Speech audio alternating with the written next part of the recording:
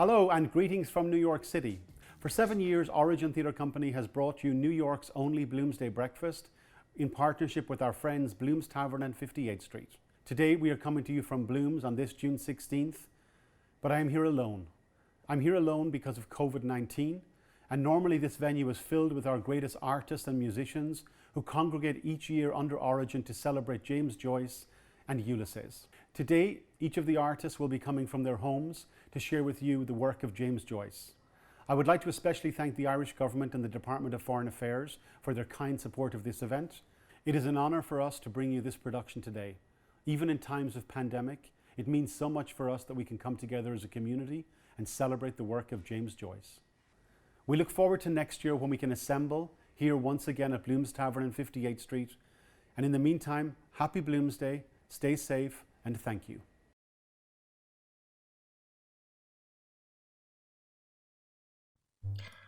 Often identified as the most influential novel of the 20th century, Ulysses continues to inspire and challenge the 21st. Across 18 chapters, the novel follows the wanderings of a modern Odysseus, Leopold Bloom, and Stephen Dedalus, his spiritual son. Bloom, the everyman outsider, moves throughout Dublin, the world embodied within a city in the span of a single day, June 16th, 1904. Joyce chose this date for his first outing with his future wife, Nora Barnacle. Joyce chose the Odyssey as it was the most human of stories, presenting a man with many faces, a father, a son, a king, a beggar, a soldier, a sailor, who outthinks his adversaries and passes up the chance for immortality to return home. But what makes Ulysses so influential? To be sure, some readers identify with the riddles and the puzzles, the language games Joyce placed in the novel to, as he is reputed to have said, keep the professors busy for centuries, arguing over what I meant, and that's the only way of ensuring one's immortality. However, through these arcane allusions and the chaptered shifts in narrative and style, Joyce's plan is quite simple, yet powerful. The invocation of the mythic parallel elevates, even ennobles, the common individual, inviting us to read the narratives of our lives in light of our mythic predecessors. This makes our small triumphs, standing up to a racist xenophobe in a pub, into a heroic action worthy of comparison with Homer. But it also brings the mythic characters down to our human level, inviting us to see the human flaws in our heroes. Significantly, Odysseus is the hero who thinks, whom Homer calls the polytropos, the many-roaded, or the many turnings, a reference not only to his journey, but also to his ability to think in different ways and of his different experiences.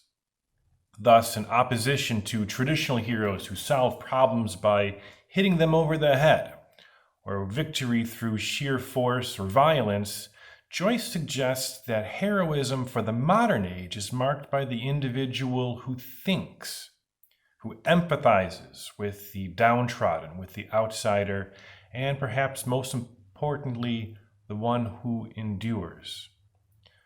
Thus, on this Bloomsday, we celebrate a complex and often bewildering novel, but also an artist's commemoration of a most simple story, just going out for a walk with the love of one's life.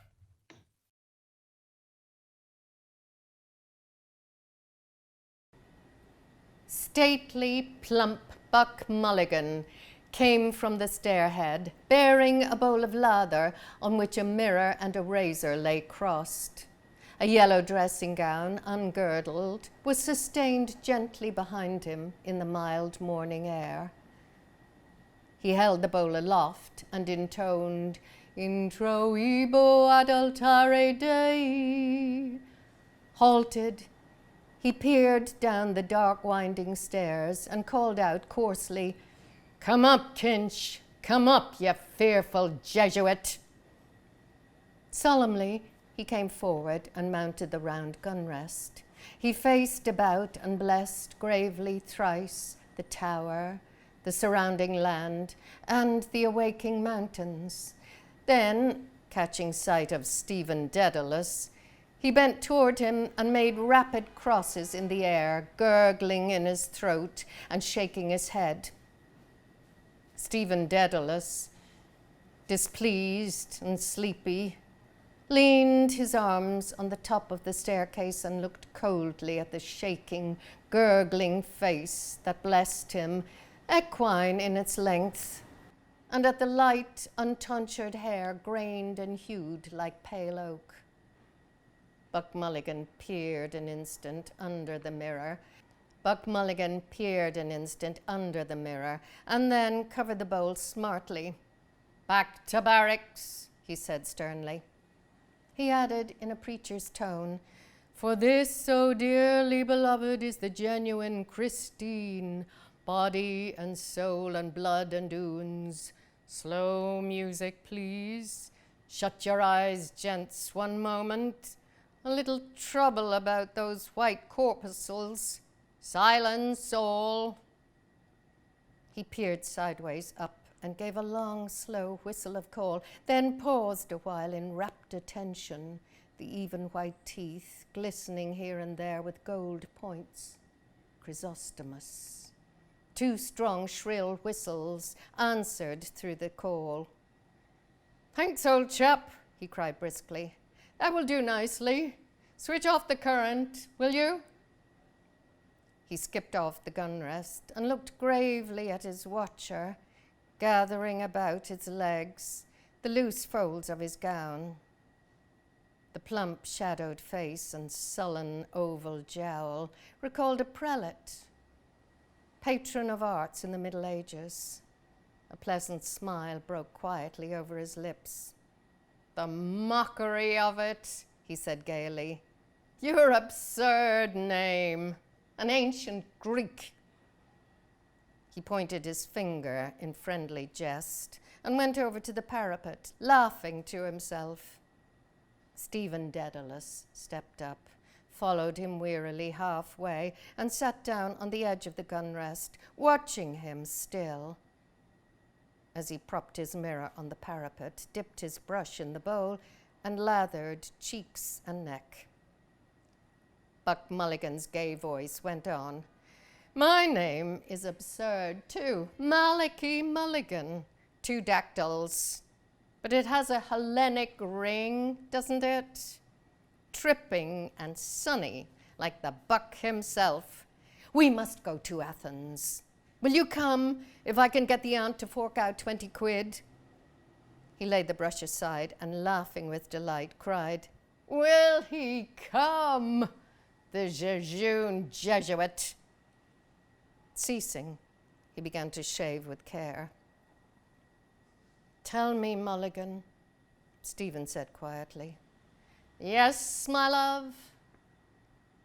"How long is Haynes going to stay in this tower?" Buck Mulligan showed a shaven cheek over his right shoulder. "God, isn't he dreadful?" he said frankly. "A ponderous Saxon. He thinks you're not a gentleman. God, these bloody English. Bursting with money and indigestion because he comes from Oxford. You know, Dedalus, you have the real Oxford manner. He can't make you out. Oh, my name for you is the best. Kinch, the knife blade." He shaved warily over his chin. "He was raving all night about a Black Panther," Stephen said. "Where is his gun case?" "A woeful lunatic," Mulligan said. "Were you in a funk?" "I was," Stephen said with energy and growing fear. "Out here in the dark with a man I don't know, raving and moaning to himself about shooting a Black Panther. You saved men from drowning. I'm not a hero, however. If he stays on here, I'm off." Buck Mulligan frowned at the lather on his razor blade. He hopped down from his perch and began to search his trouser pockets hastily. "Scutter!" he cried thickly. He came over to the gun rest and, thrusting a hand into Stephen's upper pocket, said, "Lend us the loan of your nose rag to wipe my razor." Stephen suffered him to pull out and hold up on show the corner of a dirty, crumpled handkerchief. Buck Mulligan wiped the razor blade neatly. Then, gazing over the handkerchief, he said, "The bard's nose rag. A new art colour for our Irish poets. Snot green. You can almost taste it, can't you?" He mounted to the parapet again and gazed out over Dublin Bay, his fair oak-pale hair stirring slightly. "God," he said quietly, "isn't the sea what Algie calls it? A great sweet mother. The snot-green sea, the scrotum-tightening sea. Epi oinopa ponton. Ah, Daedalus, the Greeks. I must teach you. You must read them in the original. Thalata, Thalata. She is our great sweet mother. Come and look." Stephen stood up and went over to the parapet. Leaning on it, he looked down on the water and on the mail boat, clearing the harbour mouth of Kingstown. "Our mighty mother," Buck Mulligan said. He turned abruptly, his grey, searching eyes from the sea to Stephen's face. "The aunt thinks you killed your mother," he said. "That's why she won't let me have anything to do with you." "Someone killed her," Stephen said gloomily.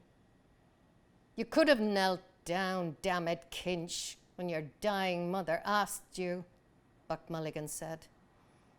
"I'm Hyperborean as much as you, but to think of your mother begging you with her last breath to kneel down and pray for her. And you refused. There is something sinister in you." He broke off and lathered again, lightly, his farther cheek. A tolerant smile curled his lips. "But a lovely mummer," he murmured to himself. "Kinch, the loveliest mummer of them all."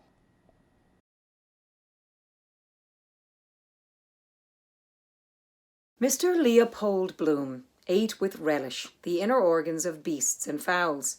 He liked thick giblet soup, nutty gizzards, a stuffed roast heart, liver slices fried with crust crumbs, fried hen cods roes. Most of all, he liked grilled mutton kidneys, which gave to his palate a fine tang of faintly scented urine. Kidneys were in his mind as he moved about the kitchen softly, writing her breakfast things on the humpy tray. Gelid light and air were in the kitchen, but out of doors, gentle summer morning everywhere. Made him feel a bit peckish. The coals were reddening. Another slice of bread and butter. 3, 4, right. She didn't like her plate full. Right. He turned from the tray, lifted the kettle off the hob, and sat sideways on the fire. It sat there, dull and squat, its spots stuck out. Cup of tea soon. Good. Mouth dry. The cat walked stiffly round a leg of the table, with tail on high. Meow! "Ah, there you are," Mr. Bloom said, turning from the fire. The cat meowed in answer, and stalked again stiffly round a leg of the table, meowing. Just how she stalks over my writing table. Prrrr. Scratch my head. Prrrr. Mr. Bloom watched curiously, kindly, the lithe black form, clean to see, the gloss of her sleek hide, the white button under the butt of her tail, the green flashing eyes. He bent down to her, his hands on his knees. "Milk for the pussins," he said. "Meow," the cat cried. They call them stupid. They understand what we say better than we understand them. She understands all she wants to. Vindictive too. Cruel. Her nature. Curious mice never squeal. Seem to like it. Wonder what I look like to her. Height of a tower? No, she can jump me. "Afraid of the chickens, she is," he said mockingly. "Afraid of the chuk-chuks? I never saw such a stupid pussins as the pussins." "Meow," the cat said loudly. She blinked up out of her avid, shame-closing eyes, meowing plaintively and long, showing him her milk-white teeth. He watched the dark eye slits narrowing with greed till her eyes were green stones. Then he went to the dresser, took the jug Hanlon's milkman had just filled for him, poured warm-bubbled milk on a saucer, and set it slowly on the floor. "Grrrr," she cried, running to lap. He watched the bristles shining wirily in the weak light as she tipped 3 times and licked lightly. Wonder is it true, if you clip them, they can't mouse after? Why? They shine in the dark, perhaps, the tips? What kind of feelers in the dark, perhaps? He listened to her licking lap. Ham and eggs. No good eggs with this drought. Want pure fresh water. Thursday not a good day either for a mutton kidney at Buckley's, fried with butter, a shake of pepper. Better a pork kidney at Dlugatz's, while the kettle's boiling. She lapped slower, then licking the saucer clean. Why are their tongues so rough? To lap better, all porous holes. Nothing she can eat. He glanced around him. No. On quietly creaky boots, he went upstairs to the hall, paused by the bedroom door. She might like something tasty. Thin bread and butter she likes in the morning, still perhaps, once in a way. He said softly in the bare hall, "I'm going around the corner, be back in a minute."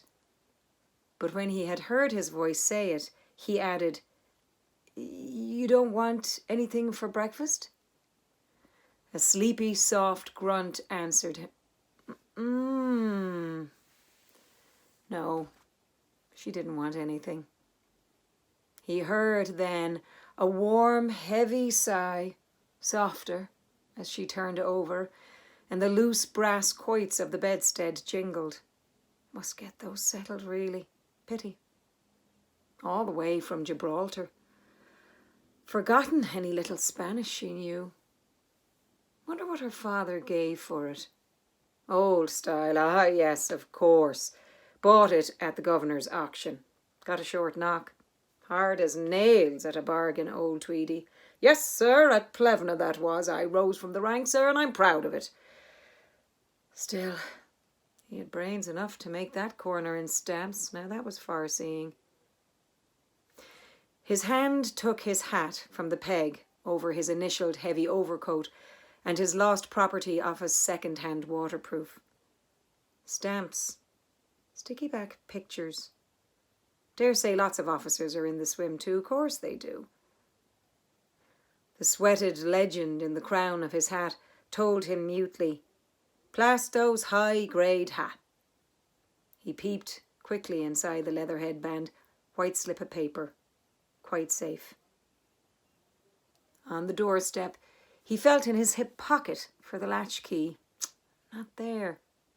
In the trousers I left off. Must get it. Potato I have. Creaky wardrobe. No use disturbing her. She turned over sleepily that time. He pulled the hall door to after him quietly, more, till the footleaf dropped gently over the threshold. A limp lid. Looked shut. All right till I come back anyhow.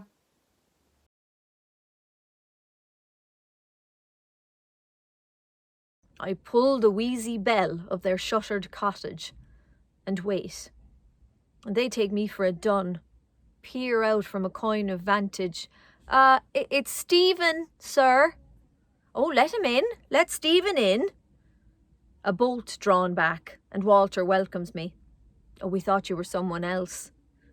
In his broad bed, Uncle Richie, pillowed and blanketed, extends over the hillock of his knees a sturdy forearm, clean-chested. He has washed the upper moiety. Morrow, nephew. And he lays aside the lapboard whereupon he drafts his bills of costs for the eyes of Master Goff and Master Chaplain Tandy, filing consents and common searches and a writ of Deuce's Tecum. A bog oak frame over his bald head, Wilde's requiescat, and the drone of his misleading whistle brings Walter back. Yes, sir? Malt for Richie and Stephen. Tell mother. Where is she? Bathing Chrissy, sir. Papa's little bed pal. Lump of love. Oh, no, Uncle Richie. Call me Richie. And damn your lithia water, it lowers. Whisky. Uncle Richie, really, Sit down, or by the law, Harry, I'll knock you down. Walter squints vainly for a chair. He has nothing to sit down on, sir. He has nowhere to put it, you mug. Bring in our Chippendale chair. Would you like a bite of something? And none of your damned la-di-da airs here. The rich of a rasher fried with a herring? Sure. So much the better. We have nothing in this house but backache pills. Alerta! He drones bars of Fernando's Aria di Sortita. The grandest number, Stephen, in the whole opera. Listen! His tuneful whistle sounds again, finely shaded with rushes of air, his big fists big drumming on his padded knees. This wind is sweeter. Houses of decay, mine, his and all. Oh, you told the Clongowes gentry you had an uncle a judge and an uncle a general in the army. Ugh, come out of them, Stephen. Beauty is not there. Nor in the stagnant bay of Marsh's library where you read the fading prophecies of Joachim Abbas. For whom? The 100-headed rabble of the cathedral close? A hater of his kind ran from them to the wood of madness, his mane foaming in the moon, his eyeballs stars. Hunnam, horse-nostrilled, the oval equine faces, Temple, Buck Mulligan, Foxy Campbell, Lantern Jaws. Abba's father, furious Dean, what offence laid fire to their brains? Paff. Descende, cave, ut ne nimium de calvaris. A garland of grey on his comminated head, see him, me, clambering down to the footpace. Descende, clutching a monstrance basilisk-eyed. Get down, bald pole. A choir gives menace and echo assisting about the altar's horns, the snorted Latin of jack priests moving burly in their albs, tonsured and oiled and gelded, fat with the fat of kidneys of wheat. And, at the same instance, perhaps a priest round the corner is elevating it. Dring, dring. And 2 streets off, another locking it into a pyx. Dring, dring. And in a lady chapel, another taking housel all to his own cheek. Dring, dring. Down, up, forward, back. Dan Oakham thought of that, invincible doctor. A misty English morning, the imp hypostasis tickled his brain. Bringing his host down and kneeling, he heard twine with his second bell, the first bell in the transept, and rising heard their 2 bells twang in diphthong. Oh, Cousin Stephen, you will never be a saint. Isle of Saints. You were awfully holy though, weren't you? You prayed to the Blessed Virgin that you might not have a red nose. And you pray to the devil in Serpentine Avenue that the fubsy widow in front might lift her clothes more off the wet street. Oh, si certo, sell your soul for that, do. Dyed rags pinned round a squaw. More, tell me more still. Ah, on top of the Hoth tram alone, crying in the rain. Naked women, naked women. What about that, eh?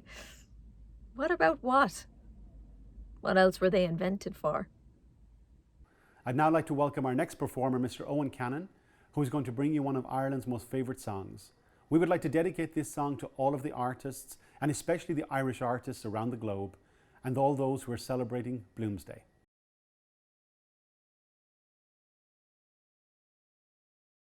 Walking all the day near tall towers where falcons build their nests. Silver-winged they fly, they know a call of freedom in their breast.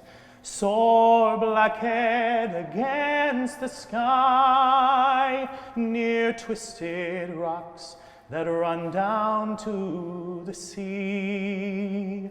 Living on your western shore, saw summer sunsets, asked for more. I stood by your Atlantic Sea, and I sang a song for Ireland. Talking all the day with true friends who try to make you stay. Telling jokes and news and singing songs to while the time away. Watch the Galway salmon run like silver dancing, darting in the sun. Living on your western shore, saw summer sunsets, asked for more. I stood by your Atlantic Sea, and I sang a song for Ireland. Drinking all the day in old pubs where fiddlers love to play.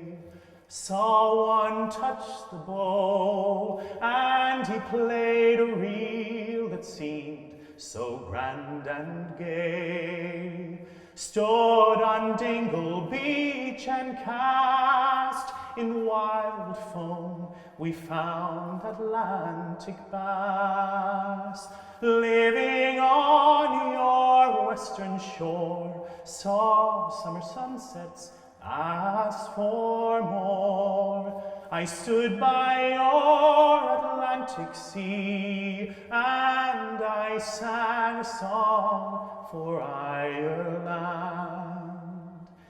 Dreaming in the night, I saw a land where no one had to fight.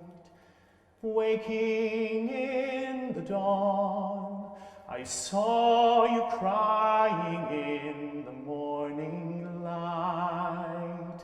Lying where the falcons fly, they twist and turn all in your air blue sky. Living on your western shore, saw summer sunsets, asked for more. I stood by your Atlantic Sea, and I sang a song for Ireland. Yes, I sang a song for Ireland.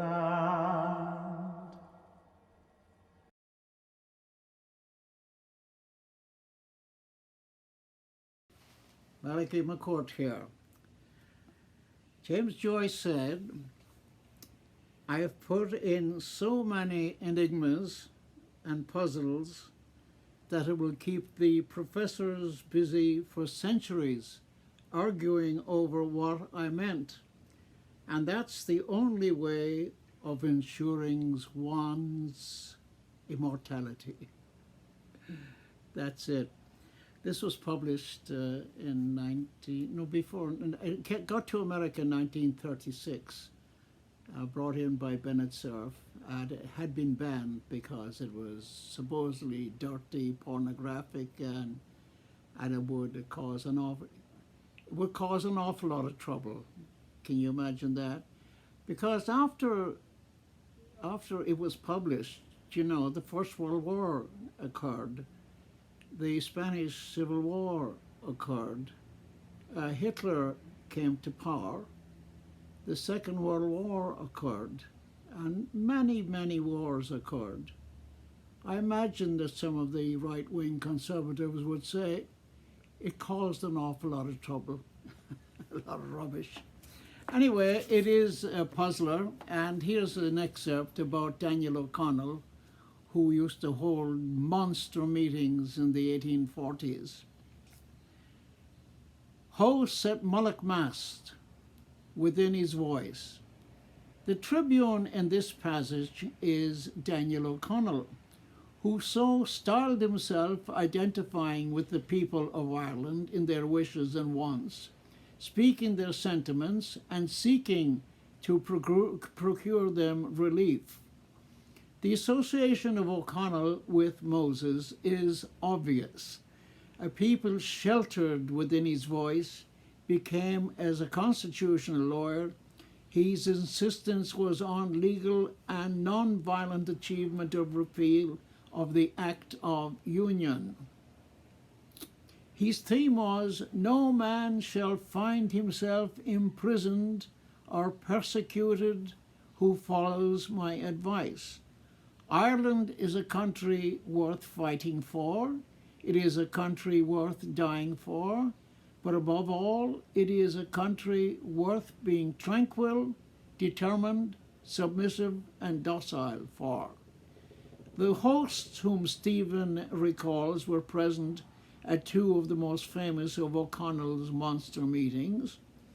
The occasion for these Sunday morning meetings was provided in spring of 1843 by a plain talk English rejection of O'Connell's constitutional arguments for repeal. O'Connell intended to demonstrate in a series of meetings throughout Ireland that the people were united in civil disobedient support of repeal.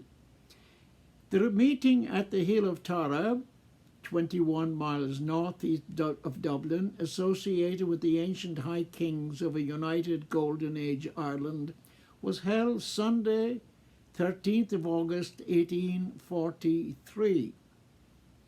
Patriotic Irish estimates put the crowd at 750,000 to 1 million people. Conservative English estimates put it at 250,000. Next to the Tara meeting, the most impressive was held at the Rath of Mullaghmast, 35 miles southwest of Dublin, on the 1st of October, 1843. The Rain was famous as the site in 1577 of a particularly perfidious massacre executed by the English at the expense of a then pacified and royal section of the O'More clan.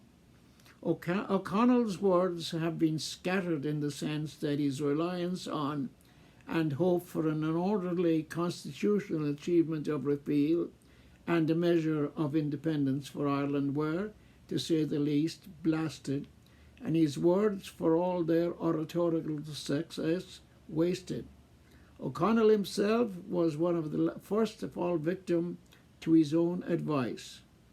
He was imprisoned on the 14th of October, 1843, for the seditious conspiracy of the monster meetings. For miles of ears of forges, C750.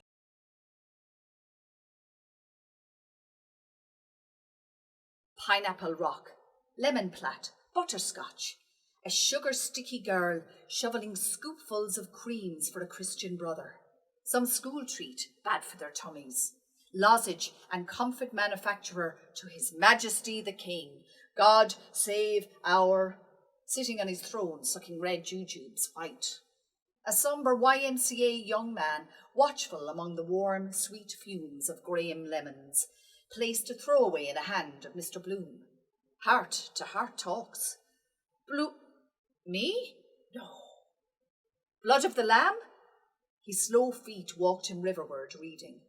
Are ye saved? Are all washed in the blood of the Lamb? God wants blood victim, birth, hymen, martyr, war, foundation of a building, sacrifice, kidney burnt offering, druids' altars. Elijah is coming. Dr. John Alexander Dowie, restorer of the church in Zion, is coming. All heartily welcome. Paying game, Torrey and Alexander last year.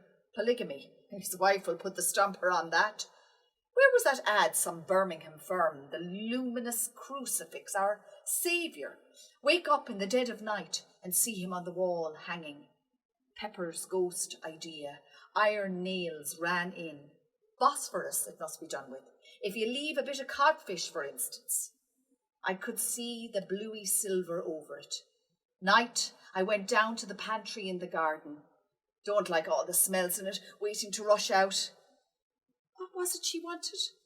The Malaga raisins? Thinking of Spain? Before Rudy was born? The phosphorescence, that bluey greeny? Very good for the brain.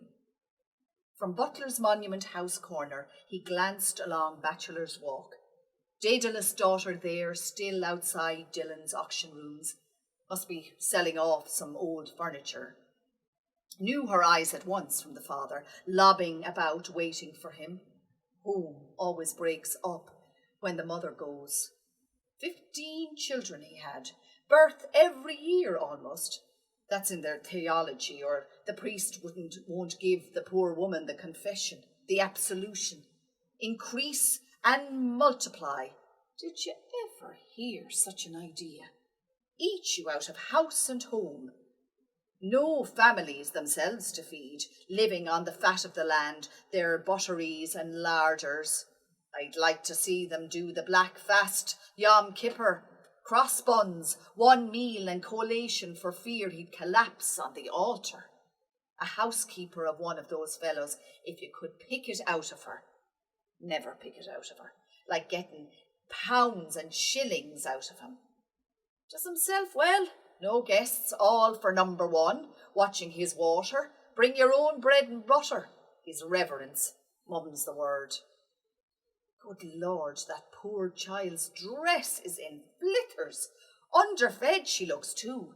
Potatoes and marge and potatoes. It's after they feel it. Proof of the pudding undermines the constitution.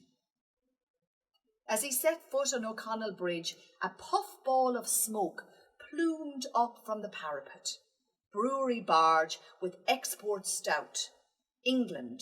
Sea air sours it. I heard. Be interesting some day get a pass through Hancock to see the brewery. Regular world in itself. Vats of porter. Wonderful. Rats get in too. Drink themselves bloated, as big as a collie floating. Dead drunk on the porter. Drink till they puke again like Christians. Imagine drinking that. Rats! That's... Well, of course, if we knew all the things. Looking down, he saw, flapping strongly, wheeling between the gaunt quay walls, gulls. Rough weather outside. If I threw myself down? Reuben J's son must have swallowed a good bellyful of that sewage. 1 1/8 too much. It's the droll way he comes out with the things. Knows how to tell a story too. They wheeled lower, looking for grub. Wait. He threw down among them a crumpled paper ball. Elijah, 32 feet per sec, is calm. Not a bit. The ball bobbed unheeded on the wake of swells, floated under by the bridge appears. Not such damn fools. Also, the day I threw that stale cake out of the Erin's King picked it up in the wake 50 yards astern. Lived by their wits. They wheeled, flapping. The hungry, famished gull flaps o'er the water stall. That is how poets write, the similar sounds. But then Shakespeare has no rhymes, blank verse, the flow of the language it is, the thoughts solemn. Hamlet, I am thy father's spirit, doomed for a certain time to walk the earth. 2 apples a penny, 2 for a penny. His gaze passed over the glazed apples, serried on her stand. Australians they must be this time of year. Shiny peels, polishes them up with a rag or handkerchief. Wait, those poor birds. He halted again and bought from the old apple woman 2 Banbury cakes for a penny and broke the brittle paste and threw its fragments down into the Liffey. See that? The gulls swooped silently, 2, then all from their heights, pouncing on prey. Gone, every morsel. Aware of their greed and cunning, he shook the powdery crumb from his hands. They never expected that. Manna, live on fish. Fishy flesh they have. All seabirds, gulls, sea goose. Swans from Anna Liffey swim down there sometimes to preen themselves. No accounting for tastes. Wonder what kind is swan meat. Robinson Crusoe had to live on them. They wheeled away, flapping weakly. I'm not going to throw any more. Penny, quite enough though. Lots of thanks I get, not even a caw. They spread foot and mouth disease too. If you can cram a turkey, say, on a chestnut meal, it tastes like that. Eat pig like pig.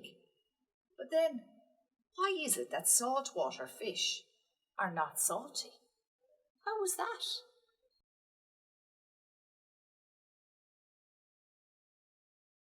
He crossed Westmoreland Street when apostrophe S plodded by. Rover cycle shop, those races are on today. How long ago is that? Year Phil Gilligan died. We were in Lombard Street West. Wait, was in Tom's.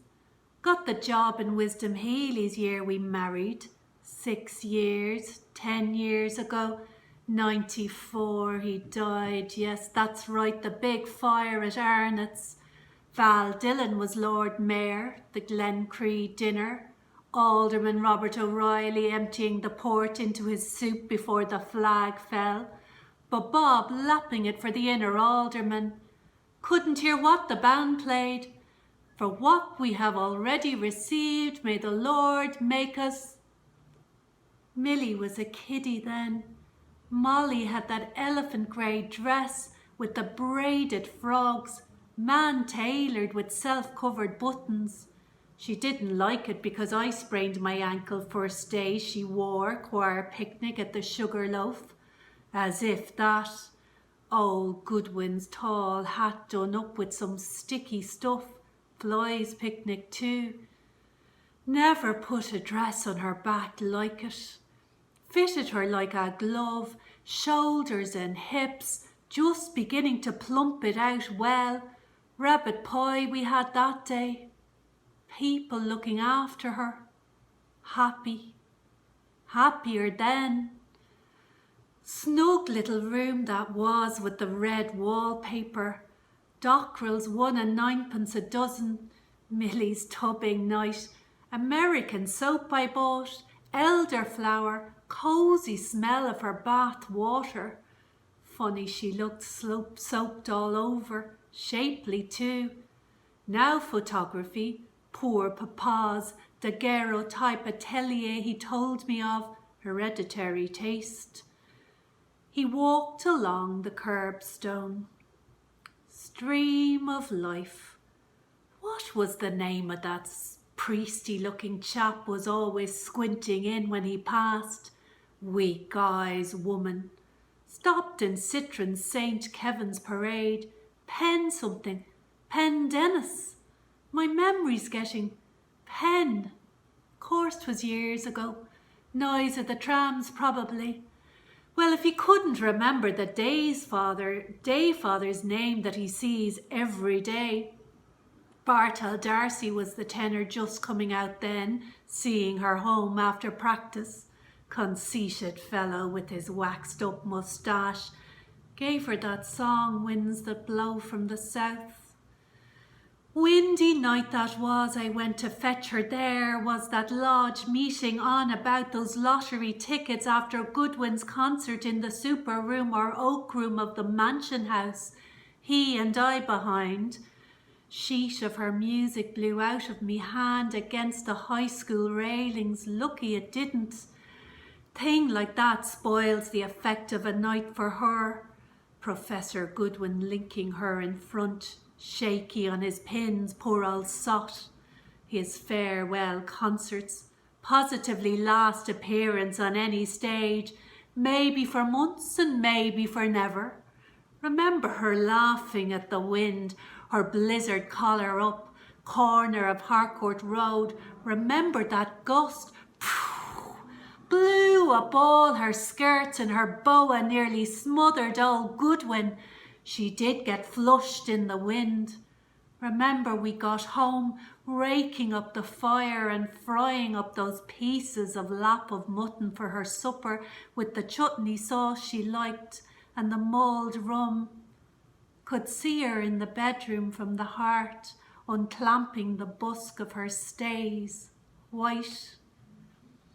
Swish and soft flop her stays made on the bed, always warm from her, always liked to let herself out, sitting there after till near 2, taking out her hairpins, Milly tucked up in Beddy house, happy, happy. That was the night.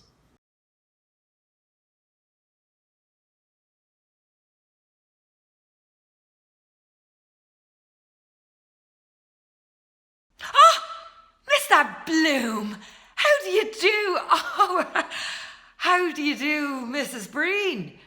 No use complaining. How was Molly those times? Haven't seen her for ages.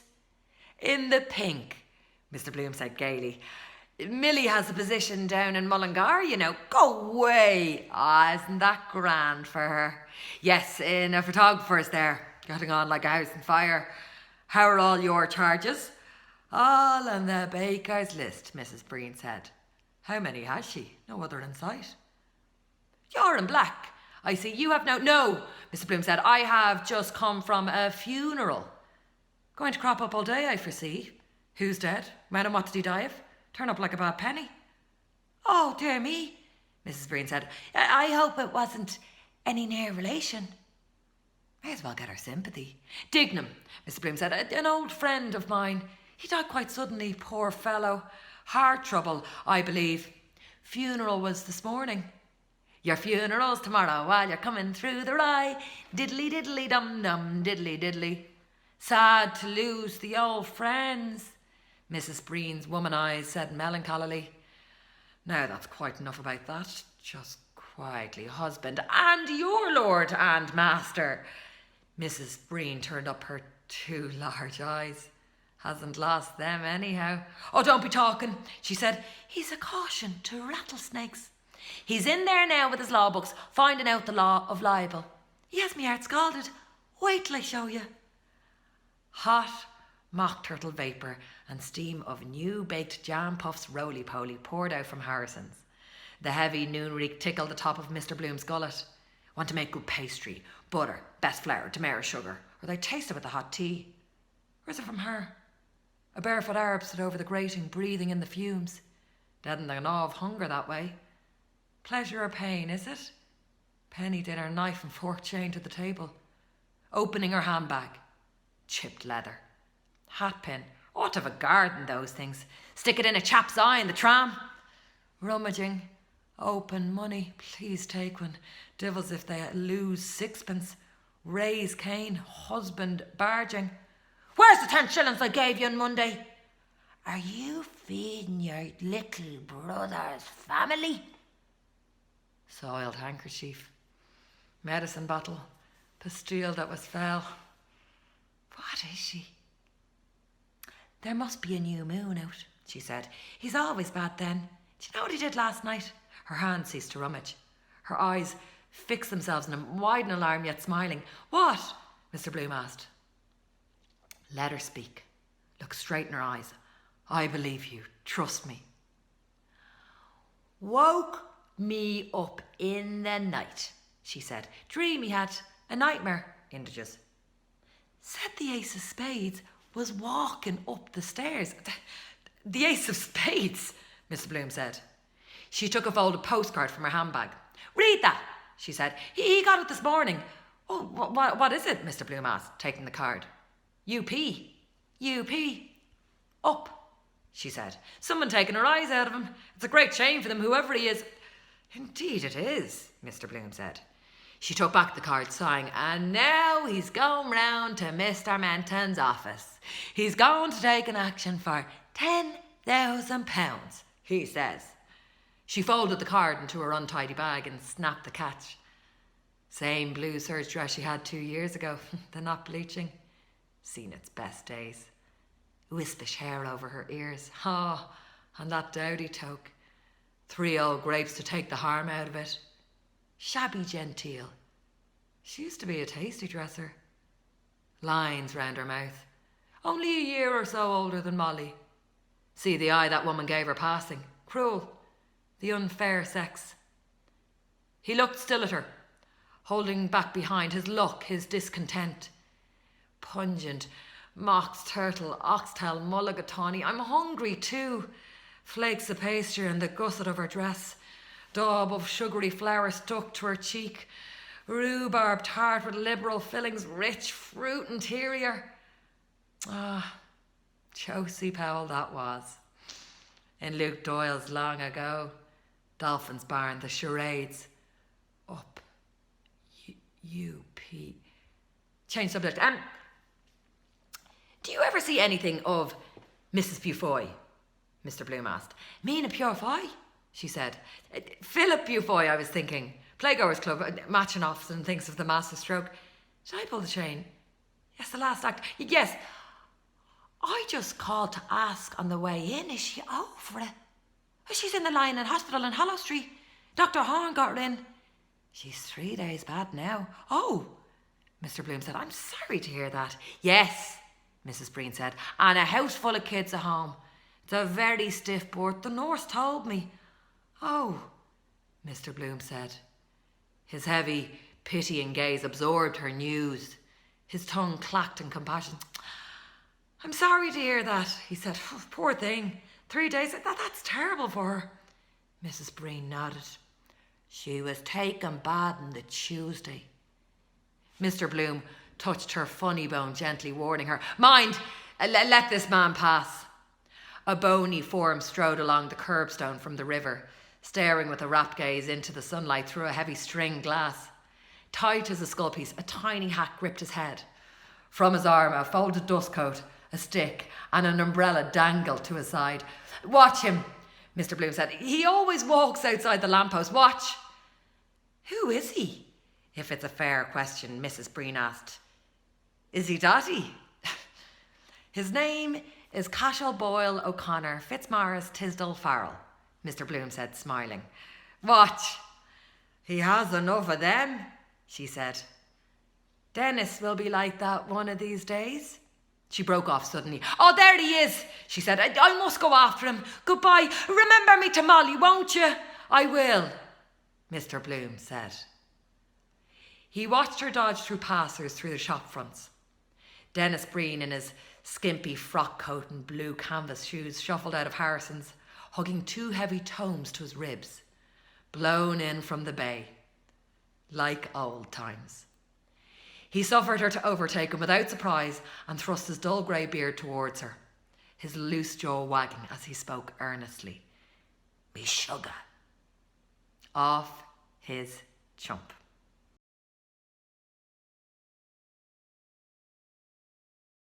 He entered Davy Burns' moral pub. He doesn't chat. Stands a drink now and then, but in a leap year, once in 4. Cashed a cheque for me once. What will I take now? He drew his watch. Let me see now. Shandygaff. Hello, Bloom, Nosey Flynn said from his nook. Hello, Flynn. How's things? Tip-top. Let me see. I'll take a glass of Burgundy and, let me see. Sardines on the shelf. Almost taste them from looking. Sandwich. Ham and his descendants, mustard and bread there. Potted meat. What is home without Plumtree's potted meat? Incomplete. What a stupid ad. Under the obituary notices they stuck it. All up a Plumtree. Dignam's potted meat. Cannibals would with lemon and rice. White missionary. Too salty. Like pickled pork. Expect the chief consumes the parts of honour. Ought to be tough from exercise. His wives in a row to watch the effect. There once was a right royal old feller who ate or something the somethings of the Reverend Mr. MacTrigger. With it, an abode of bliss. Lord knows what concoctions. Kells, mouldy tripes, windpipes faked and minced up. Puzzle, find the meat. Kosher, no meat and milk together. Hygiene, that's what they called it now. Yom Kippur, fast spring cleaning of insides. Peace and war depend on some fella's digestion. Religions, Christmas turkey and geese, slaughter of innocents, eat, drink and be merry. Then casual wards full after, heads bandaged. Cheese digests, all but itself. Mighty cheese. Have you a cheese sandwich? Yes, sir. Like a few olives too, if they have them. Italian I prefer. Good glass of Burgundy to take it away. Lubricate. Nice salad, cool as a cucumber. Tom Kernan can dress. Puts gusto into it. Yeah. Pure olive oil. Millie served me that cutlet with a sprig of parsley. Take a Spanish onion. God made food, the devil the cooks. Devilled crab. Wife, well. Quite well, thanks. A cheese sandwich then. Gorgonzola you have? Yes, sir. Nosey Flynn sips his grog. And he's singing those times. Look at his mouth. He could whistle in his own ear. Flap ears to match. Music. Knows as much about it as my coachman. Still, better tell him. Does no harm.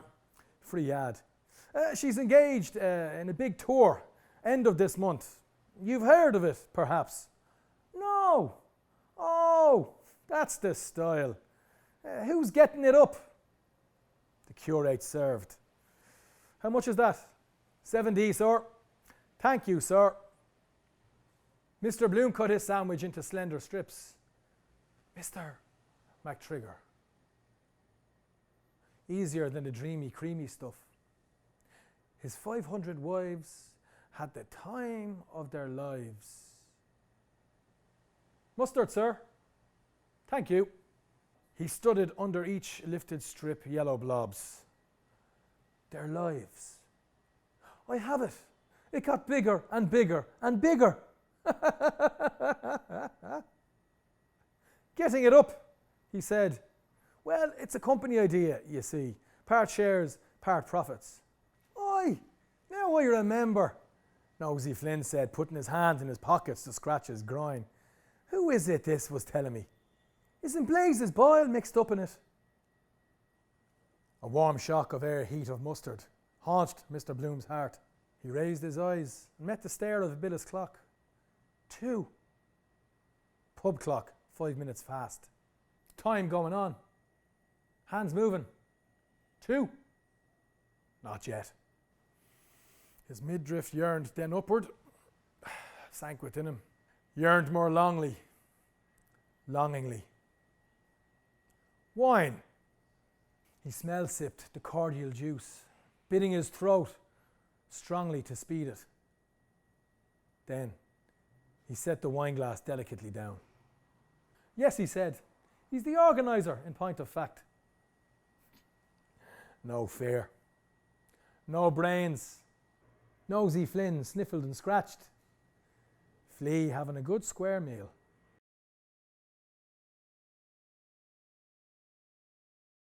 The Superior, the Very Reverend John Conmee S.J., reset his smooth watch in his interior pocket as he came down the presbytery steps.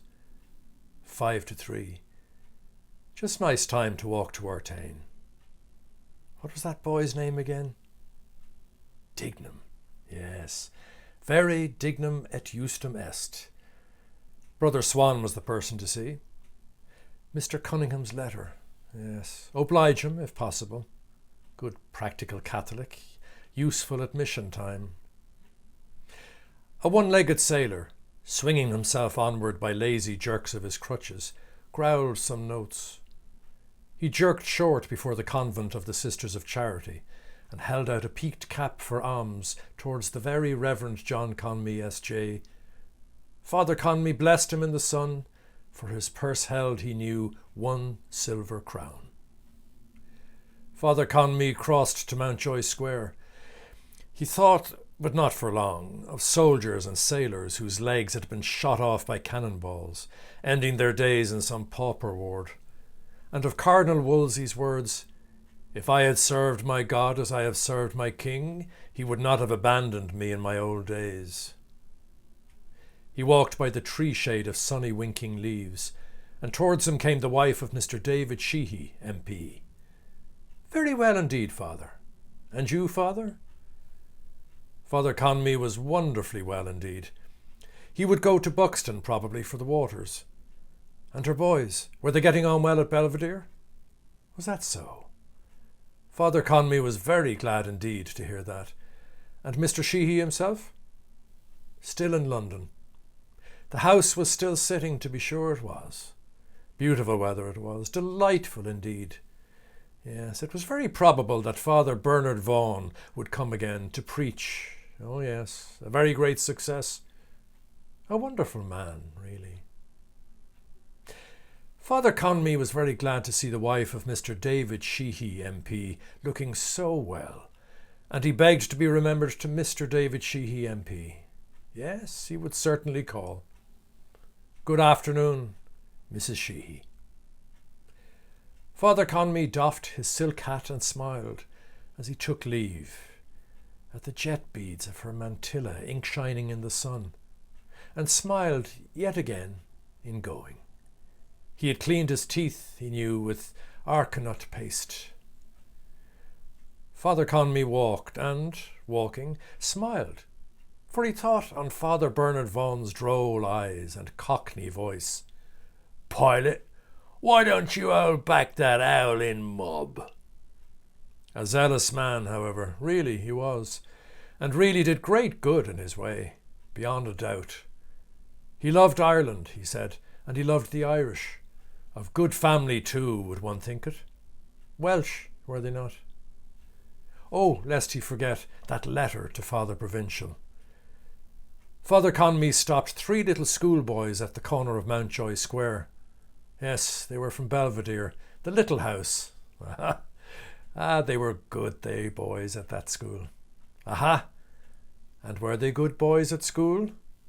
Oh, that was very good now. And what was his name? Jack Sohan. And his name? Ger Gallagher. And the other little man? His name was Brunny Lynham. Oh, that was a very nice name to have. Father Conmee gave a letter from his breast to Master Brunny Lynham and pointed to the red pillar box at the corner of Fitzgibbon Street. "But mind you don't post yourself into the box, little man," he said. The boys six-eyed Father Conmee and laughed. "Oh, sir." "Well, let me see if you can post a letter," Father Conmee said. Master Brunny Lynham ran across the road and put Father Conmee's letter to Father Provincial into the mouth of the bright red letterbox. Father Conmee smiled and nodded and smiled and walked along Mountjoy Square East.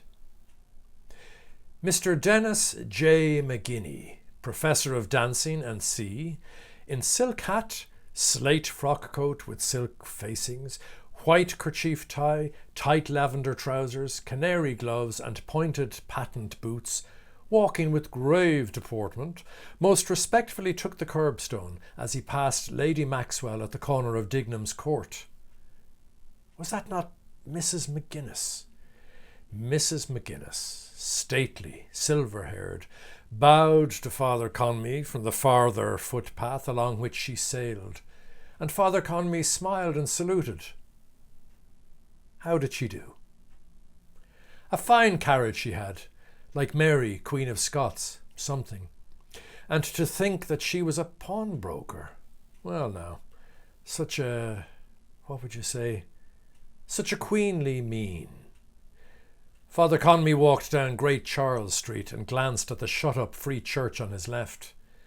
The Reverend T.R. Green, B.A., will, D.V., speak. The incumbent, they called him. He felt it incumbent on him to say a few words. But one should be charitable. Invincible ignorance. They acted according to their lights. Father Conmee turned the corner and walked along the north circular road. It was a wonder that there was not a tram line in such an important thoroughfare. Surely there ought to be. A band of satcheled schoolboys crossed from Richmond Street. All raised untidy caps. Father Conmee greeted them more than once benignly. Christian brother boys. Father Conmee smelt incense on his right hand as he walked. St. Joseph's Church, Portland Row, for aged and virtuous females. Father Conmee raised his hat to the Blessed Sacrament. Virtuous, but occasionally they were also bad-tempered. Near Aldborough House, Father Conmee thought of that spendthrift nobleman, and now it was an office or something. Father Conmee began to walk along the North Strand Road and was saluted by Mr. William Gallagher, who stood in the doorway of his shop.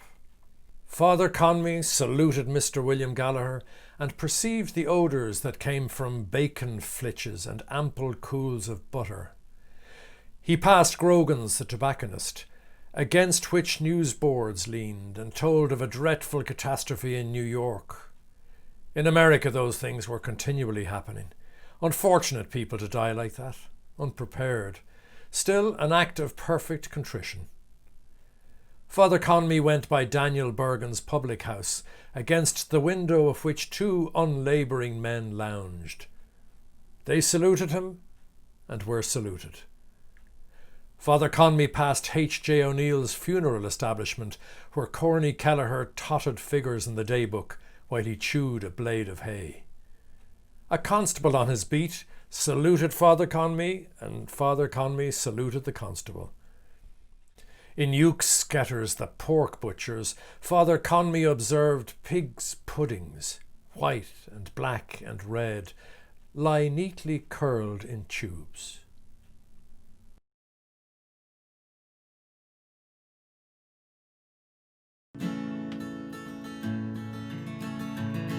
As I came down to Dublin City at the hour of 12 at night, who should I see but the Spanish lady washing her feet by candlelight? For she washed them, then she dried them over a fire of amber coals. And all my life I ne'er did see a maid so sweet about the soul. Whack full the Torah, Laura laddie, whack full the Torah, Laura laddie, whack full the Torah, Laura laddie, whack full the Torah, Laura laddie. As I came down to Dublin City at the hour of 8:30, who should I spy but the Spanish lady washing her hair in the broad daylight? For she burst, then she tossed it, on her lap was a silver comb. And all my life I ne'er did see a maid so fair since I did roam. Whack full the Torah, Laura laddie, whack full the Torah, Laura laddie, whack full the Torah, Laura laddie, whack full the Torah, Laura laddie. As I returned to Dublin City, as the sun began to set, who should I see but the Spanish lady catching a moth in a golden net? For she saw me, then she fled me, lifted her petticoats over her knee. And all my life I ne'er ne'er did see made so fair as the Spanish lady. A whack from the tour, a lower, a laddie, a whack from the tour, a lower, a lad. Whack from the tour, a lower, a laddie, a whack from the tour, a lower, a lad. I've wandered north, I've wandered south, just only battering paths close, up and around by the Gloucester Diamond, and back by Napper Tandy's house. Old age has laid her hands on me, cold as a fire of ashy coals. Ah, but where's the lovely Spanish lady who made so sweet about the soul? Whack from the tour, a lower, a laddie, whack from the tour, a lower, a lad. Whack from the tour, a lower, a laddie, whack from the tour, a lower, a lad. Whack from the tour, a lower, a laddie, whack from the tour, a lower, a lad.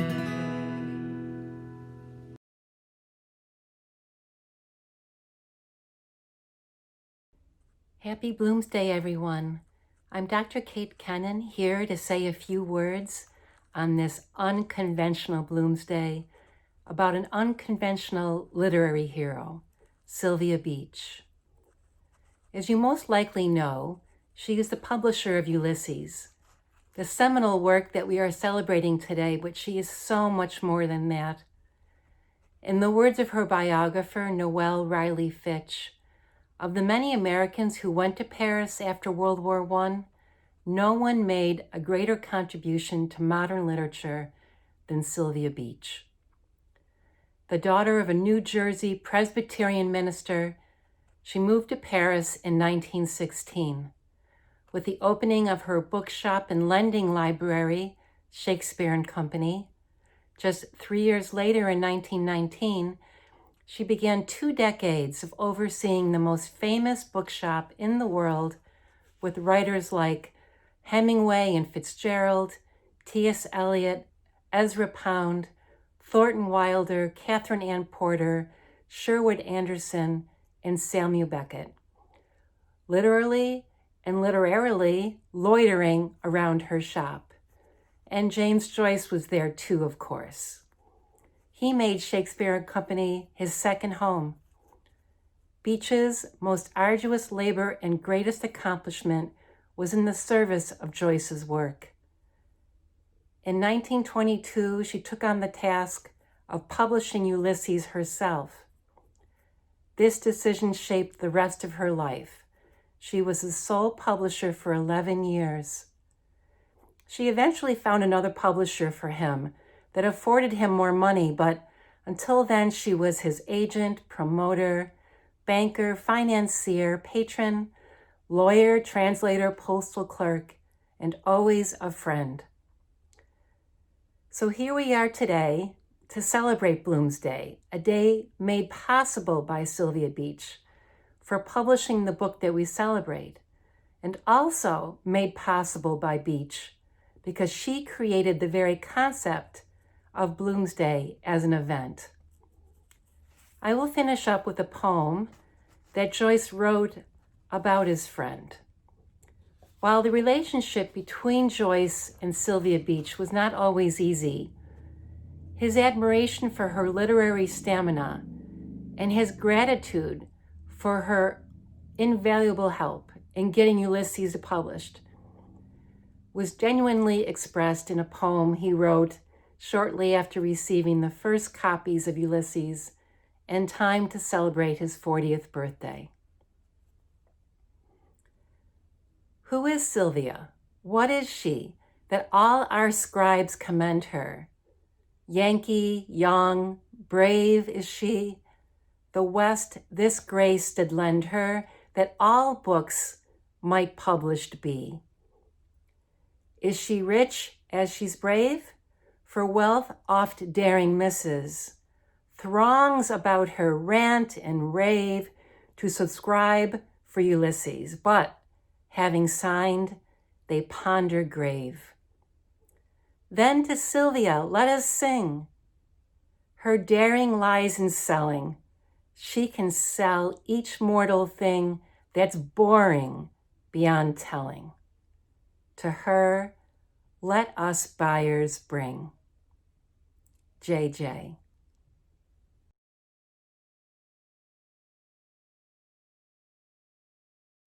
Moored under the trees of Charleville Mall, Father Conmee saw a turf barge, a tow horse with pendant head, a barge man with a hat of dirty straw seated amidships, smoking, and staring at a branch of poplar above him. It was idyllic, and Father Conmee reflected on the provenance of the Creator who had made turf to be in bogs whence men might dig it out and bring it to town and hamlet to make fires in the houses of poor people. On Newcomen Bridge, the Very Reverend John Conmee, S.J. of St. Francis Xavier's Church, Upper Gardner Street, stepped onto an outward-bound tram. Off an inward-bound tram stepped the Reverend Nicholas Dudley, C.C. of St. Agatha's Church, North William Street, onto Newcomen Bridge. At Newcomen Bridge, Father Conmee stepped into an outward-bound tram, for he disliked to traverse on foot the dingy way past Mud Island. Father Conmee sat in a corner of the tram car, a blue ticket tucked with care in the eye of one plump kid glove, while 4 shillings, a sixpence, and 5 pennies shooted from his other plump glove palm into his purse. Passing the Ivy Church, he reflected that the ticket inspector usually made his visit when one had carelessly thrown away the ticket. The solemnity of the occupants of the car seemed to Father Conmee excessive for a journey so short and cheap. Father Conmee liked a cheerful decorum. It was a peaceful day. The gentleman with glasses opposite Father Conmee had finished explaining and looked down. His wife, Father Conmee supposed. A tiny yawn opened at the mouth of the wife of the gentleman with the glasses. She raised her small gloved fist, yawned, ever so gently tip-tapping her small gloved fist onto her opening mouth, and smiled tinily, sweetly. Father Conmee perceived her perfume in the car. He perceived also that the awkward man at the other side of her was sitting on the edge of his seat. Father Conmee, at the altar rails, placed the host with difficulty in the mouth of the awkward old man who had the shaky head. At Ainsley Bridge, the tram halted, and when it was about to go, an old woman rose suddenly from her place to alight. The conductor pulled the bell strap to stay the car for her. She passed out with her basket and a market net, and Father Conmee saw the conductor help her and net and basket down. And Father Conmee thought that, as she had nearly passed the end of the penny fare, she was one of those good souls who had always to be told twice, "Bless you, my child," that they had been absolved. "Pray for me." Oh, but they had so many worries in life, so many cares. Poor creatures. From the hoarding, Mr. Eugene Stratton grimaced with thick lips at Father Conmee. Father Conmee thought of the souls of black and brown and yellow men, and of his sermon on St. Peter Claver, S.J., and the African mission, and of the propagation of the faith, and of the millions of black and brown and yellow souls that had not received the baptism of water when their last hour came like a thief in the night. That book by the Belgian Jesuit, Le Nombre des Élus, seemed to Father Conmee a reasonable plea. Those were millions of human souls created by God in his own likeness, to whom the faith had not been brought. But they were God's souls, created by God. It seemed to Father Conmee a pity that they should all be lost. A waste, if one might say. At the Howth Road stop, Father Conmee alighted, was saluted by the conductor, and saluted him in his turn. The Malahide Road was quiet.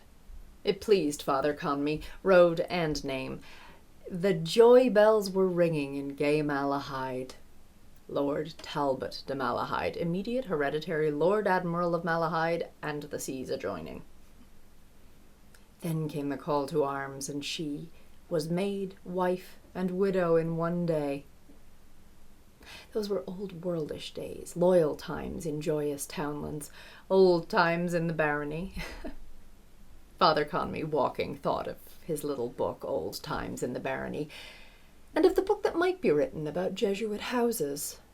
and of Mary Rochfort, daughter of Lord Molesworth, 1st Countess of Belvedere.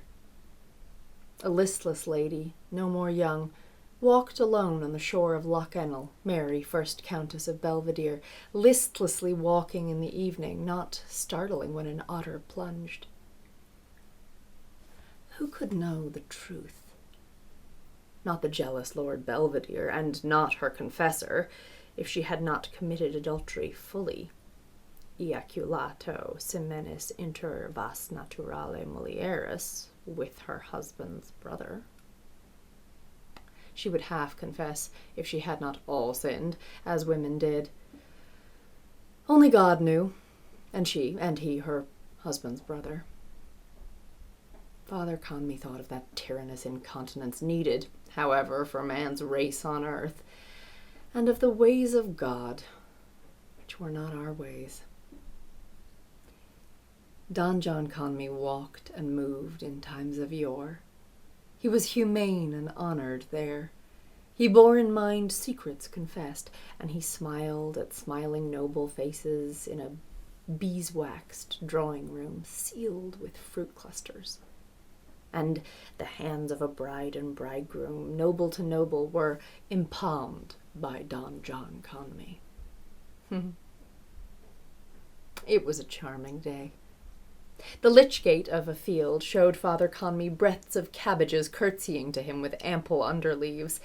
The sky showed him a flock of small white clouds going slowly down the wind. Moutonner, the French said. A just and homely word. Father Conmee, reading his office, watched a flock of moutoning clouds over Rathcoffey. His thin-socked ankles were tickled by the stubble of Clongo's field. He walked there, reading in the evening, and heard the cries of the boys' lines at their play, young cries in the quiet evening. He was their rector, and his reign was mild. Father Conmee drew off his gloves and took his red-edged breviary out. An ivory bookmark told him the page. Nones, he should have read that before lunch. But Lady Maxwell had come. Father Conmee read in secret Pater and Ave, and crossed his breast, Deus in auditorium. He walked calmly and read mutely the nones, walking and reading till he came to res in Beati Immaculati. Principum viborium tuorum veritas in eternium omnia judica juste intue. A flushed young man came out from a gap in a hedge, and after him came a young woman with nodding wild daisies in her hand. The young man raised his cap abruptly. The young woman abruptly bent, and with slow care detached from her light skirt a clinging twig. Father Conmee blessed both, gravely, and turned a thin page of his breviary. Sin. Principes persecuti sunt migratus, et a verbis tuis formidavit cor meum.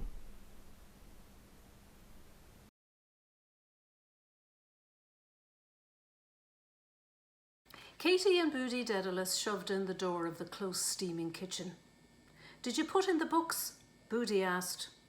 Maggie, at the range, rammed down a greyish mass beneath bubbling suds twice with her potstick and wiped her brow. "They wouldn't give anything for them," she said. Father Conmee walked through Clongo's fields, his thin-socked ankles tickled by stubble. "Where did you try?" Boody asked. "McGuinness's." Boody stamped her foot and threw her satchel on the table. "Bad cess to her big face," she cried. Katie went to the range and peered with squinting eyes. "What's in the pot?" she asked. "Shirts," Maggie said. Boody cried angrily. "Crikey, is there nothing for us to eat?" Katie, lifting the kettle lid in a pad of her stained skirt, asked, "And what's in this?" A heavy fume gushed in answer. "Pea soup," Maggie said. "Where did you get it?" Katie asked. "Sister Mary Patrick," Maggie said. The lackey rang his bell. Ring! Boody sat down at the table and said hungrily, "Give us it here." Maggie poured yellow thick soup from the kettle into a bowl.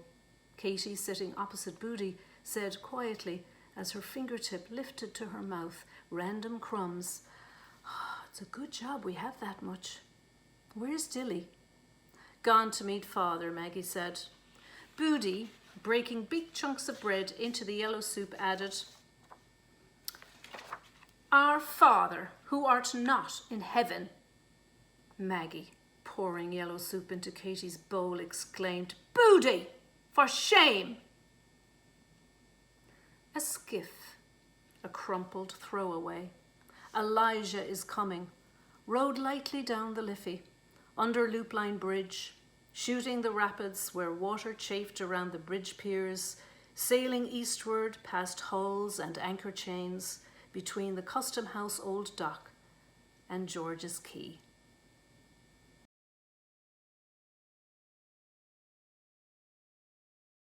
"That's your glorious British Navy," says the citizen, "that bosses the earth, the fellows that never will be slaves, with the only hereditary chamber on the face of God's earth, and their land in the hands of a dozen game hogs and cotton ball barons. That's the great empire they boast about of drudges and whipped serfs, on which the sun never rises," says Joe. "And the tragedy of it is," says the citizen, "they believe it. The unfortunate yahoos believe it. They believe in Rod, the scourger, almighty creator of hell upon earth, and in Jackie Tar, the son of a gun, who was conceived of unholy boast, born of the fighting navy, suffered under rump and dozen, was scarified, flayed, and curried, yelled like bloody hell. The third day he rose again from the bed, steereth into haven, and sitteth on his beam end till further orders whence he shall come to drudge for a living and be paid." "But," says Bloom, "isn't discipline the same everywhere? I mean, wouldn't it be the same here if you put force against force?" "Didn't I tell you? As true as I'm drinking this porter, if he was at his last gasp, he'd try to down-face you that dying was living."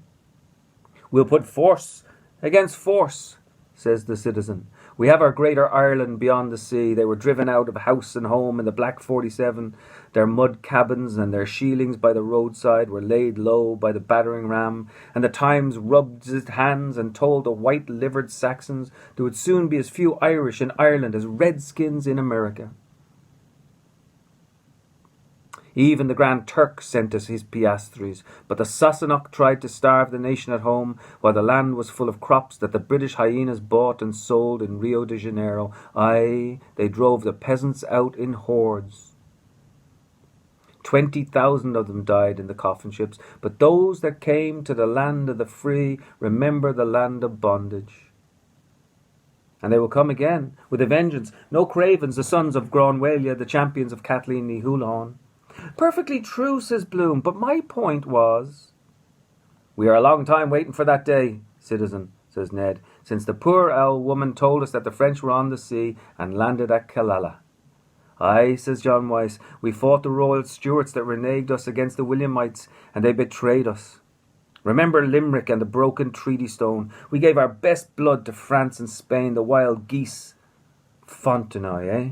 And Sarsfield and O'Donnell, Duke of Tetuan in Spain, and Ulysses Brown of Camus, that was Field Marshal to Maria Theresa. But what did we ever get for it?"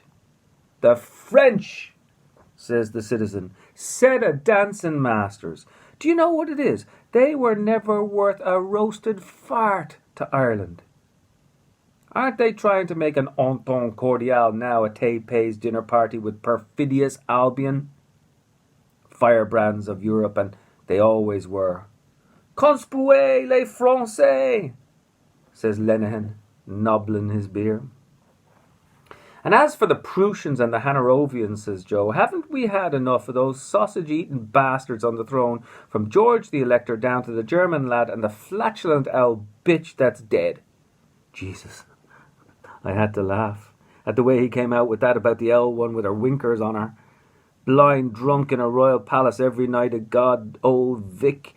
with our jorum of Mountain Dew and our coachman carting her up her body and bones to roll into bed, and she pulling him by the whiskers and singing him old bits of songs about Erin on the Rhine and come to where the booze is cheaper. Well, says JJ, we have Edward the peacemaker now. Well, tell that to a fool, says the citizen. There's a bloody sight more pox than pax about that boyo, Edward Gelf-Wetton. And what do you think, says Joe, of the holy boys, the priests and the bishops of Ireland, doing up his room in Maynooth in his satanic majesty's racing colours and sticking up pictures of all the horses his jockeys rode, the Earl of Dublin no less? They ought to have stuck up all the women he rode himself, says little Alf, and says JJ, considerations of space influenced their lordship's decision. Will you try another, citizen, says Joe. Yes, sir, says he. I will. You, says Joe. Beholden to you, Joe, says I. May your shadow never grow less. Repeat that dose, says Joe. And Bloom was talking and talking with John Wyse, and he quite excited, with his dunduckety mud-coloured mug on him and his old plum eyes rolling about. Persecution, says he. All the history of the world is full of it, perpetuating national hatred among nations. But do you know what a nation means? Says John Wyse. Yes, says Bloom. What is it? Says John Wyse. A nation, says Bloom. A nation is the same people living in the same place. By God, then, says Ned, laughing, if that's so, I'm a nation, for I'm living in the same place for the past 5 years. So, of course, everyone had to laugh at Bloom, and says he, trying to muck out of it, or also living in different places. That covers my case, says Joe. What is your nation, if I may ask, says the citizen. Ireland, says Bloom. I was born here. Ireland.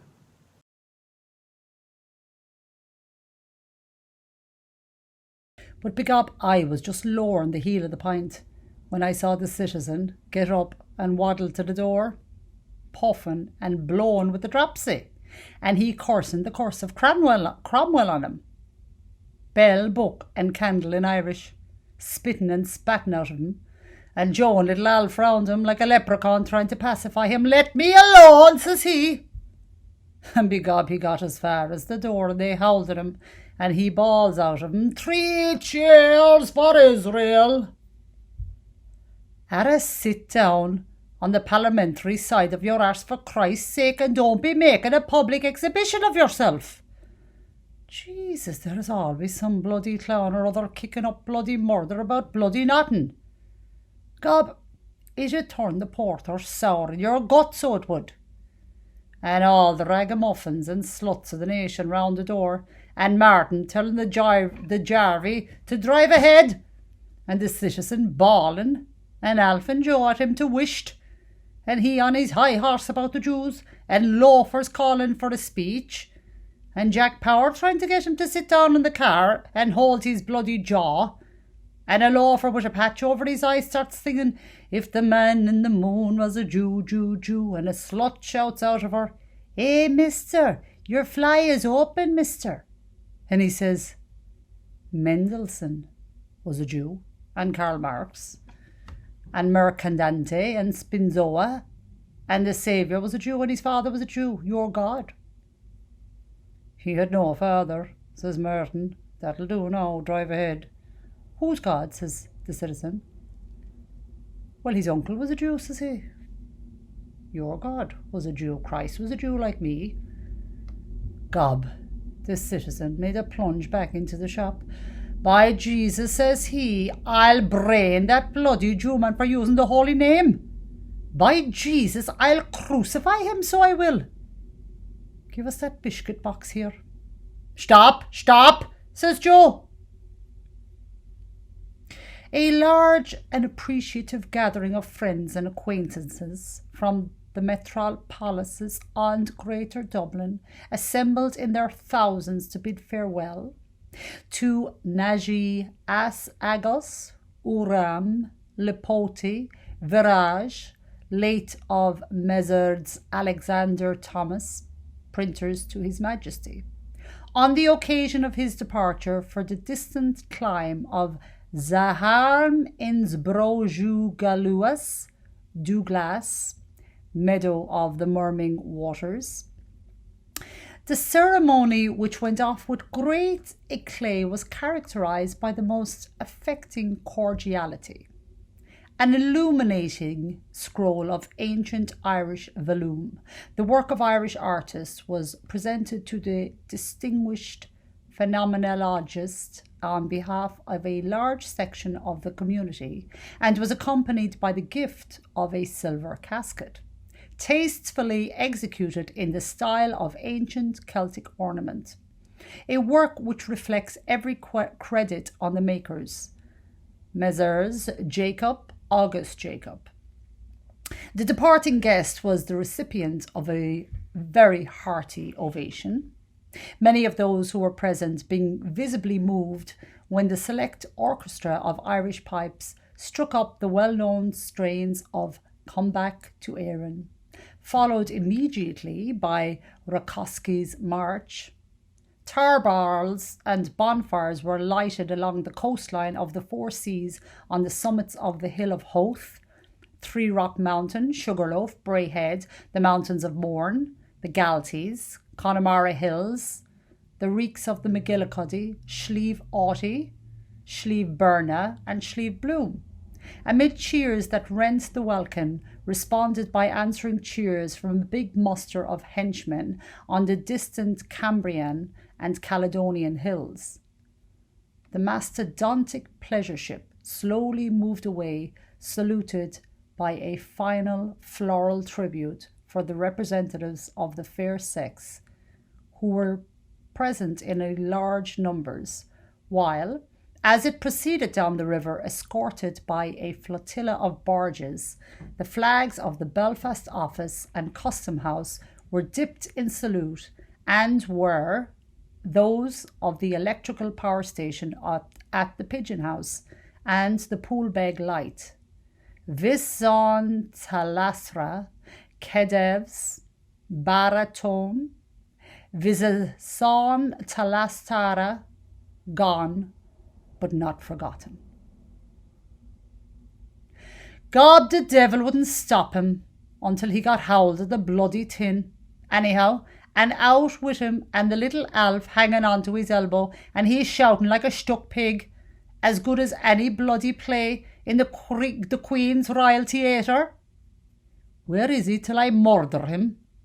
And Ned and JJ paralysed with the laughing. Bloody wars. I'll be in for the lash gospel. But as luck would have it, in the Jarvey got the nag's head round the way of it. Hold on, citizen, says Joe. Stop! Begob, he drew his hand and made a swipe and let fly.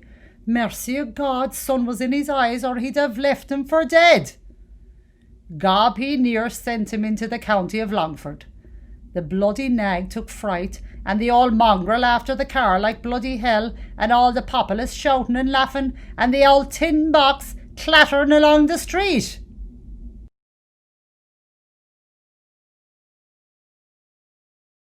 Gertie McDowell, who was seated near her companions lost in thought, gazing far away into the distance, was, in very truth, as fair a specimen of winsome Irish girlhood as one could wish to see. She was pronounced beautiful by all who knew her, though, as folks often said, she was more a Giltrap than a McDowell.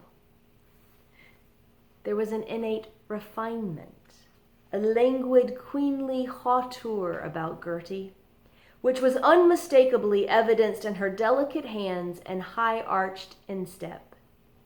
Had kind fate but willed her to be a gentlewoman of high degree in her own right, and had she only received the benefit of a good education, Gertie McDowell might easily have held her own beside any lady in the land, and have seen herself exquisitely gowned, with jewels on her brow and patrician suitors at her feet vying with one another to pay their devoirs to her.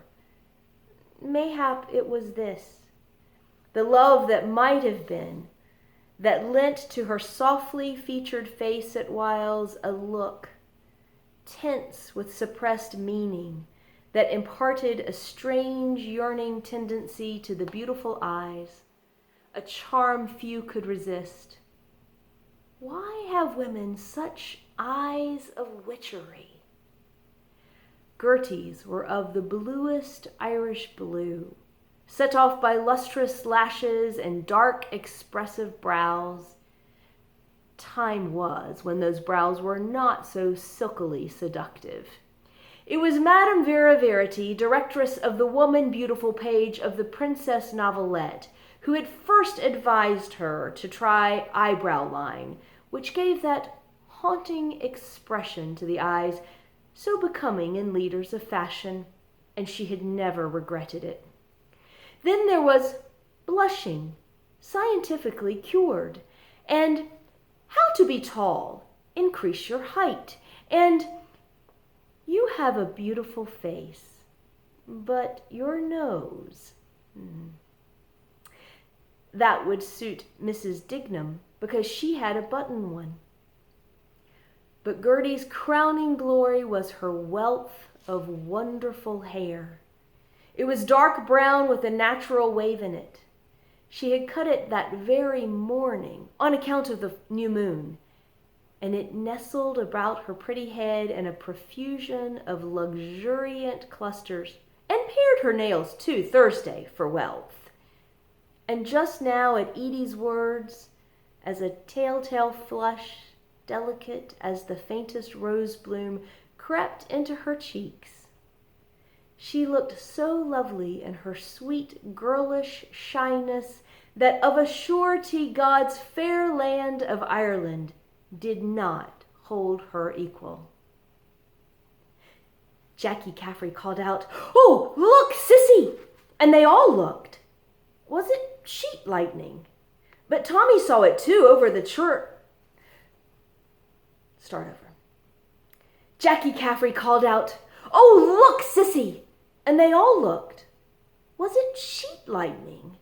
But Tommy saw it too over the trees beside the church, blue and then green and purple. "It's fireworks," Sissy Caffrey said. And they all ran down the strand to see over the houses and the church, helter-skelter, Edie with the push car and the baby boardman in it, and Sissy holding Tommy and Jackie by the hand so they wouldn't fall running. And Jackie Caffrey shouted to look, there was another, and she leaned back, and the garters were blue to match on account of the transparent, and they all saw it, and they all shouted to look, look, there it was, and she leaned back ever so far to see the fireworks, and something queer was flying through the air, a soft thing, to and fro, dark.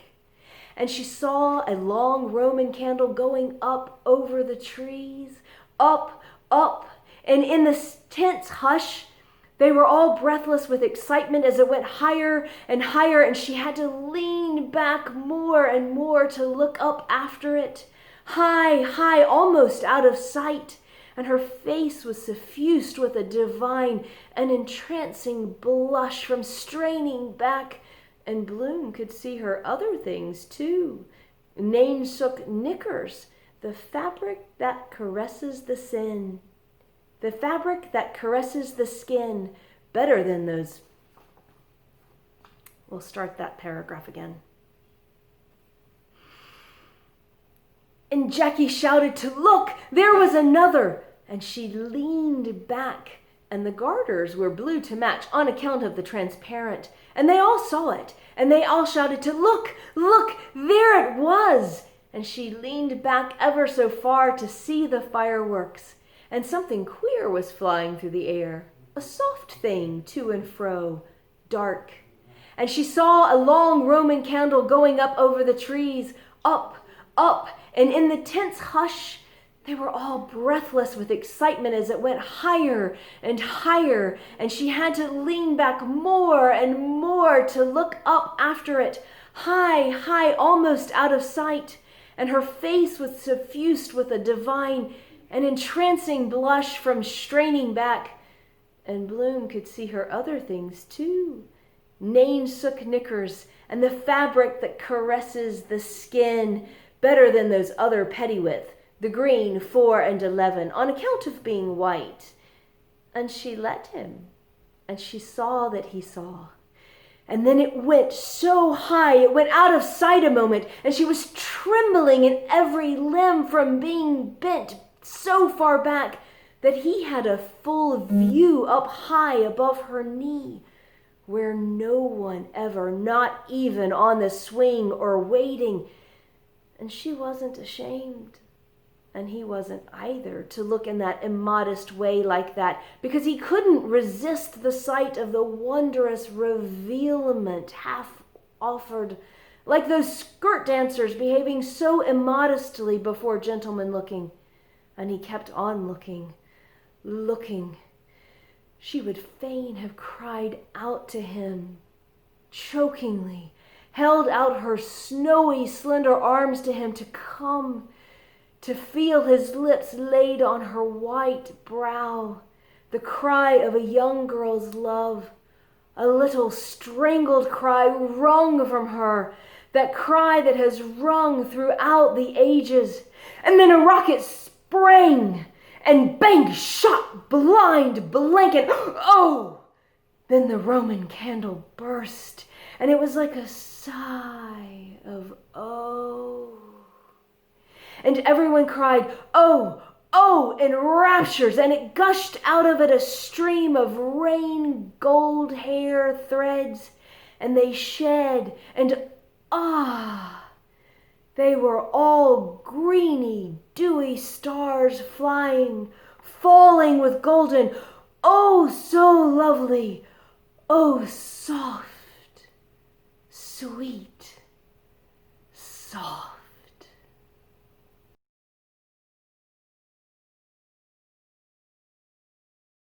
En route to his taciturn and, not to put too fine a point on it, not yet perfectly sober companion, Mr. Bloom, who at all events was in complete possession of his faculties, never more so, in fact, disgustingly sober, spoke a word of caution re the dangers of Nighttown, women of ill fame, and swell mobsmen, which, barely permissible once in a while, though not as a habitual practice, was of the nature of a regular death trap for young fellows of his age, particularly if they had acquired drinking habits under the influence of liquor, unless you knew a little jiu-jitsu for every contingency, as even a fellow on the broad of his back could administer a nasty kick if you didn't look out. Highly providential was the appearance on the scene of Corny Kellner when Stephen was blissfully unconscious. But for that man in the gap turning up at the 11th hour, the Phoenix might have been that he might have been a candidate for the accident ward, or, failing that, the Bridewell, and an appearance in the court next day before Mr. Tobias, or he being the solicitor, rather, Old Wall. He meant to say, or Mahoney, which simply spelt ruin for a chap when it got bruited about. The reason he mentioned the fact was a lot of those policemen whom he cordially disliked were admittedly unscrupulous in the service of the Crown, and, as Mr. Bloom put it, recalling a case in the A Division in Clanbrassil Street, prepared to swear a hole through a 10-gallon pot. Never on the spot when wanted, but in quiet parts of the city. Pembroke Road, for example. The guardians of the law were well in evidence, the obvious reason being they were paid to protect the upper classes. Another thing he commented on was the equipping of soldiers with firearms or sidearms of any description liable to go off at any time, which was tantamount to inciting them against civilians should, by any chance, they fall out over anything. You frittered away your time, he very sensibly maintained, and health, and also character besides, which, the squander mania of the thing, fast women of the demi-monde ran away with a lot of pounds, shillings, and pence into the bargain, and the greatest danger of all was who you got drunk with, though Touching the much-vexed question of stimulants, he relished a glass of choice old wine in season as both nourishing and blood-making, and possessing apparent virtues, notably a good Burgundy, which he was a staunch believer in.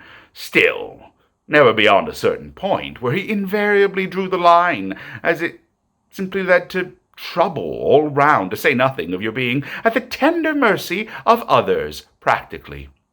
Most of all, he commented adversely on the desertion of Stephen by all his pub-hunting confrères but one, a most glaring piece of ratting on the part of his brother medicos under all the circs. And that one was a Judas, Stephen said, who up till then had said nothing whatsoever of any kind.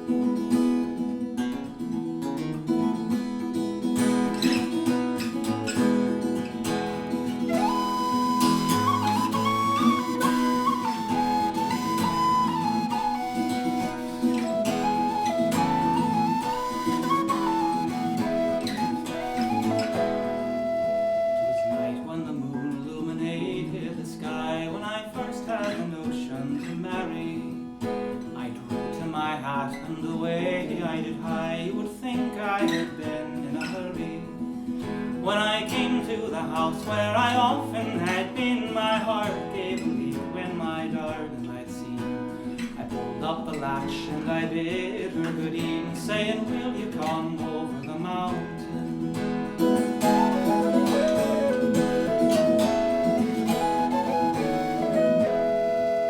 What notions are these you have got in your head? I am glad for to see you so merry. 12 by the clock and I should be in bed. Speak low, for my mother will hear thee. Though you think I be jesting, my jesting is true. We've courted 12 months, and I think that should do. Before I go home, I will marry with you, if you'll come with me over the mountain.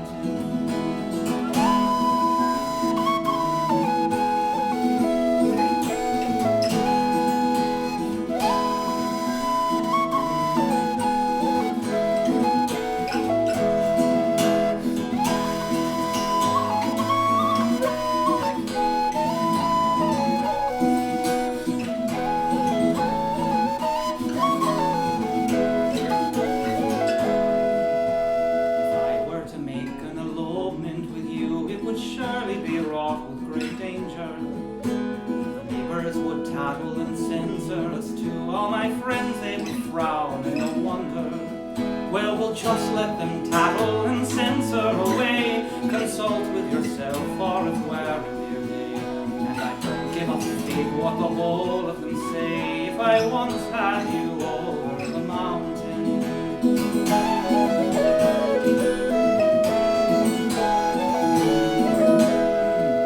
Well, she said, it's at home I've decided to stay, for I think it far safer and better. Farewell again, my sweet girl, I'll away. I guess that puts an end to the matter. Oh, just stop now a moment till I find my shoes. My heart gave a leap when I heard this glad news. She flew to the door, saying, hope you'll excuse my simplicity over the mountain.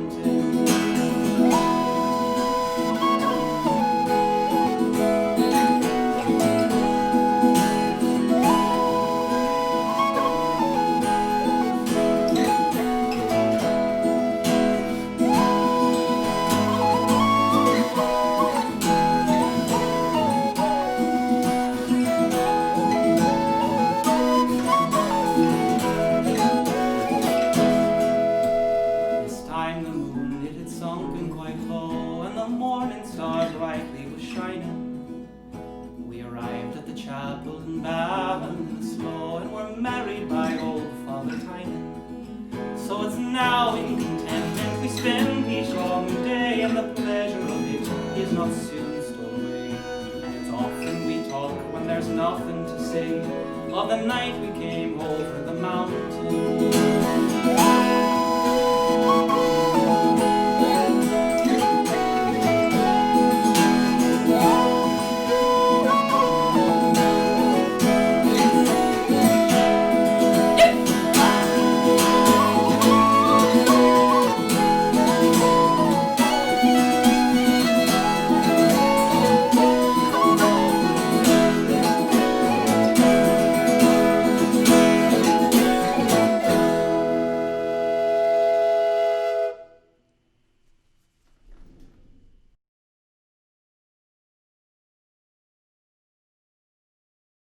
Yes, because he never did a thing like that before, as to ask to get his breakfast in bed with a couple of eggs, since the City Arms Hotel, when he used to be pretending to be laid up with a sick voice, doing his highness to make himself interesting to that old faggot Mrs. Reardon that he thought he had a great leg of.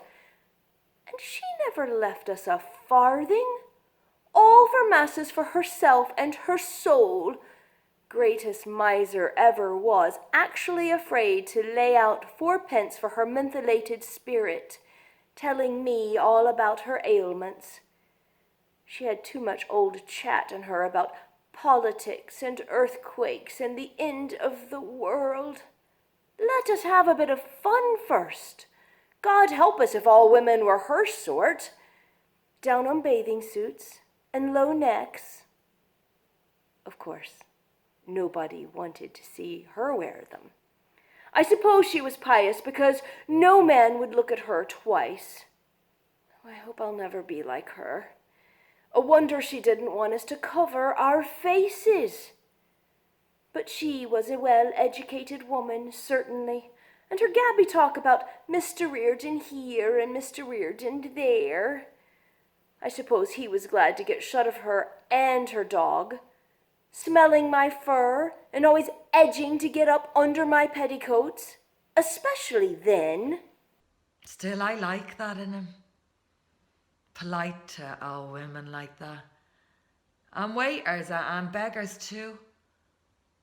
He's not proud out of nothing. But not always. If he ever got anything really serious the matter with him, it's much better for them to go into a hospital where everything is clean. But I suppose I'd have to dring it into him for a month. Yes.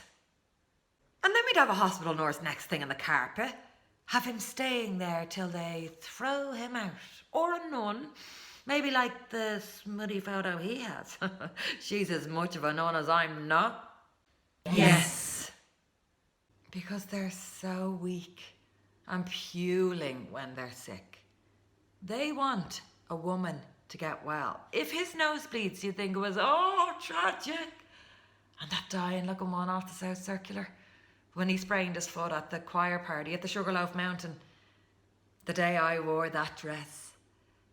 Miss Steck, bringing him flowers, the worst old ones you could find at the bottom of the basket.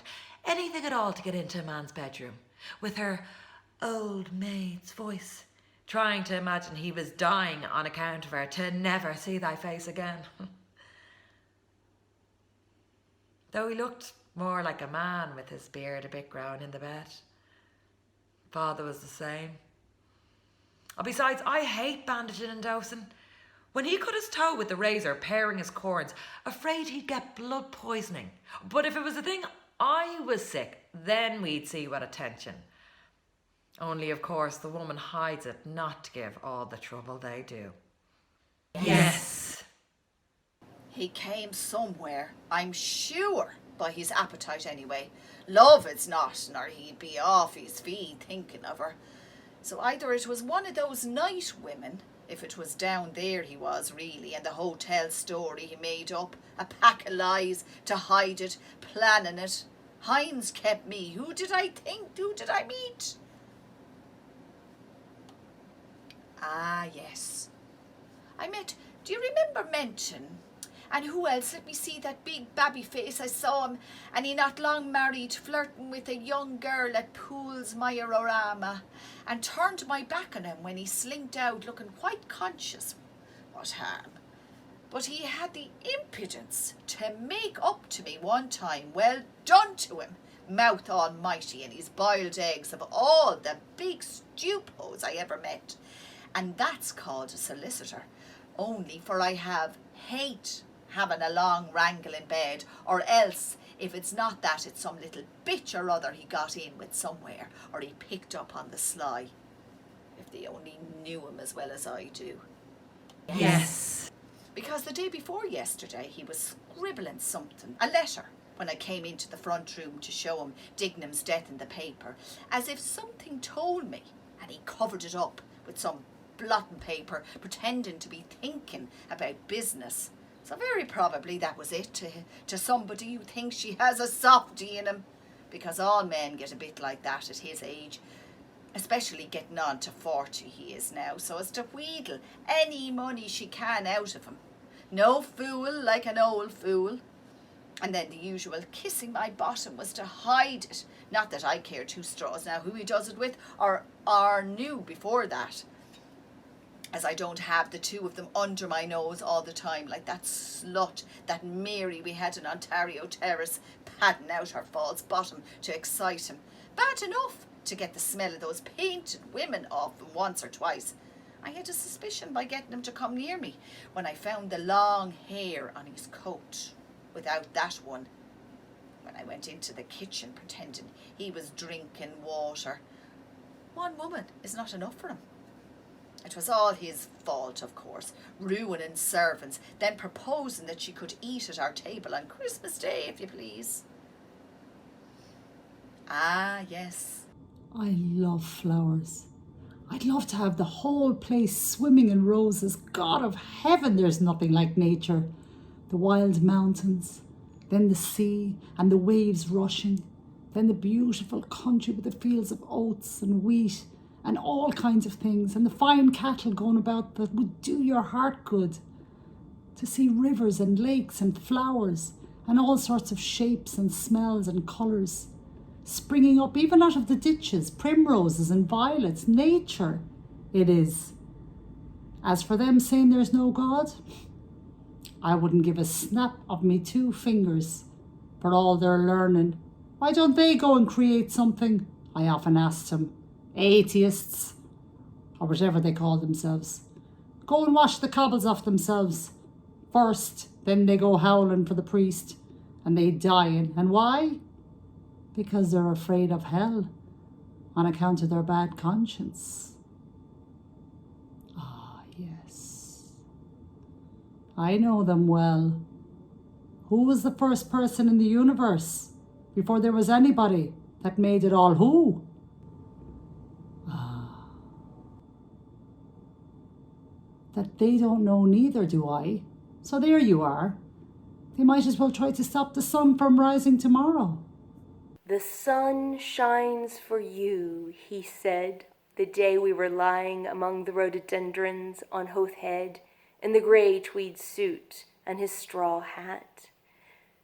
The day I got him to propose to me. Yes.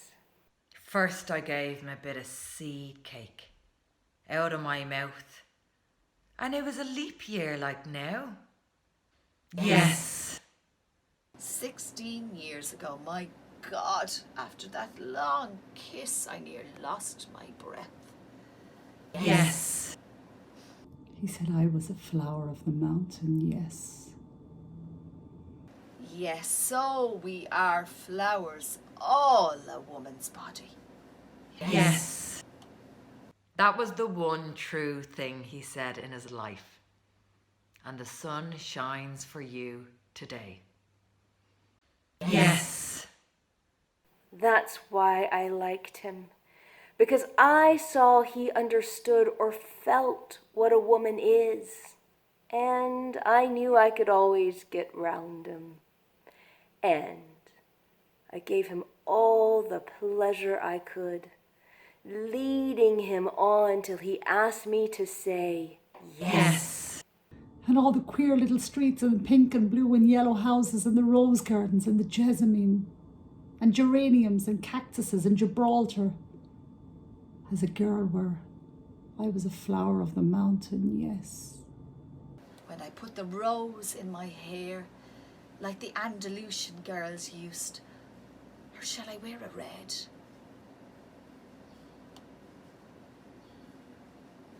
Yes.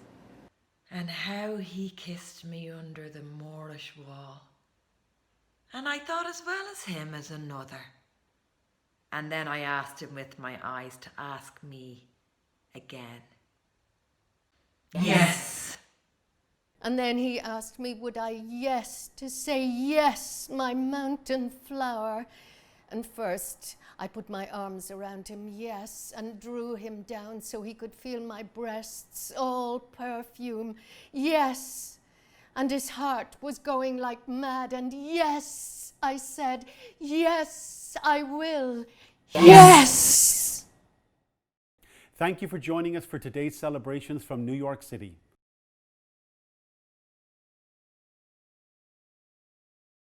Hi, I'm Kathy McGuire, and I'd like to share this song with you by Charlie Chaplin. It's entitled Smile, and it brings me great comfort during these times of uncertainty and concern. And I hope that it brings you a little bit of comfort and joy too. Smile, though your heart is aching. Smile, even though it's breaking. When there are clouds in the sky, you'll get by. If you smile through your tears and sorrow, smile and maybe tomorrow you'll see the sun come shining through. If you light up your face with gladness, hide every trace of sadness, although a tear may be ever so near, that's the time you must keep on trying. Smile, what's the use of crying? You'll find that life is still worthwhile if you just smile.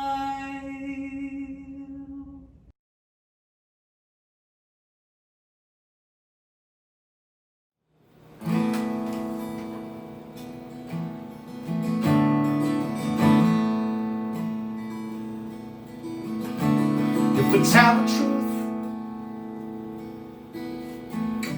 I no longer lonely. The troubles are shared for two. I'm the land of youth, but feel you the warning. Our heads in the morning confused. We'll take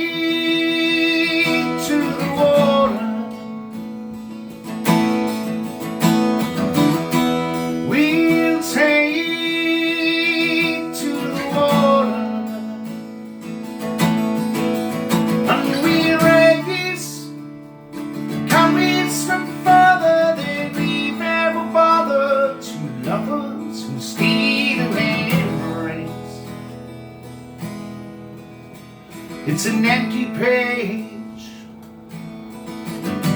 When you start your joint story, it could end up in blistering or in pain. But one thing remains: to follow your passion. It's not out of fashion these days. We'll take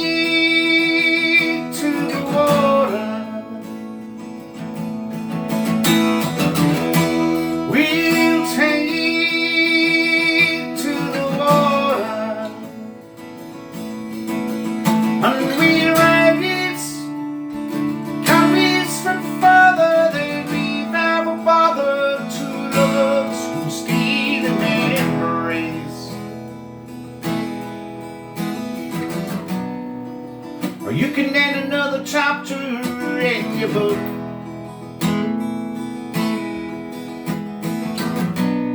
Or you can end another chapter in your book.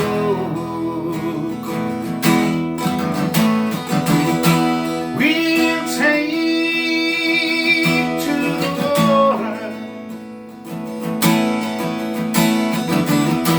We'll take to the water.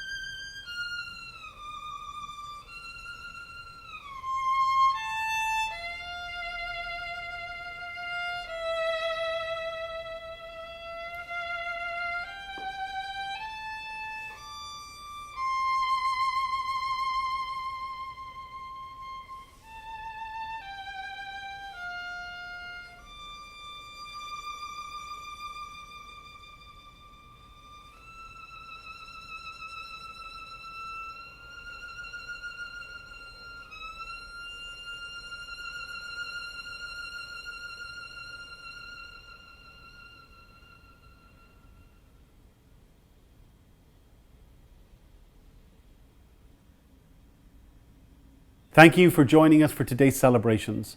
I would especially like to thank all of the artists who have supported today's event. Next year, we look forward to greeting you in person here at Blooms Tavern on 58th Street. In the meantime, stay safe. Thank you for your great support of Origin Theatre Company. Happy Bloomsday to our friends all around the world. And thank you from everyone here in New York City.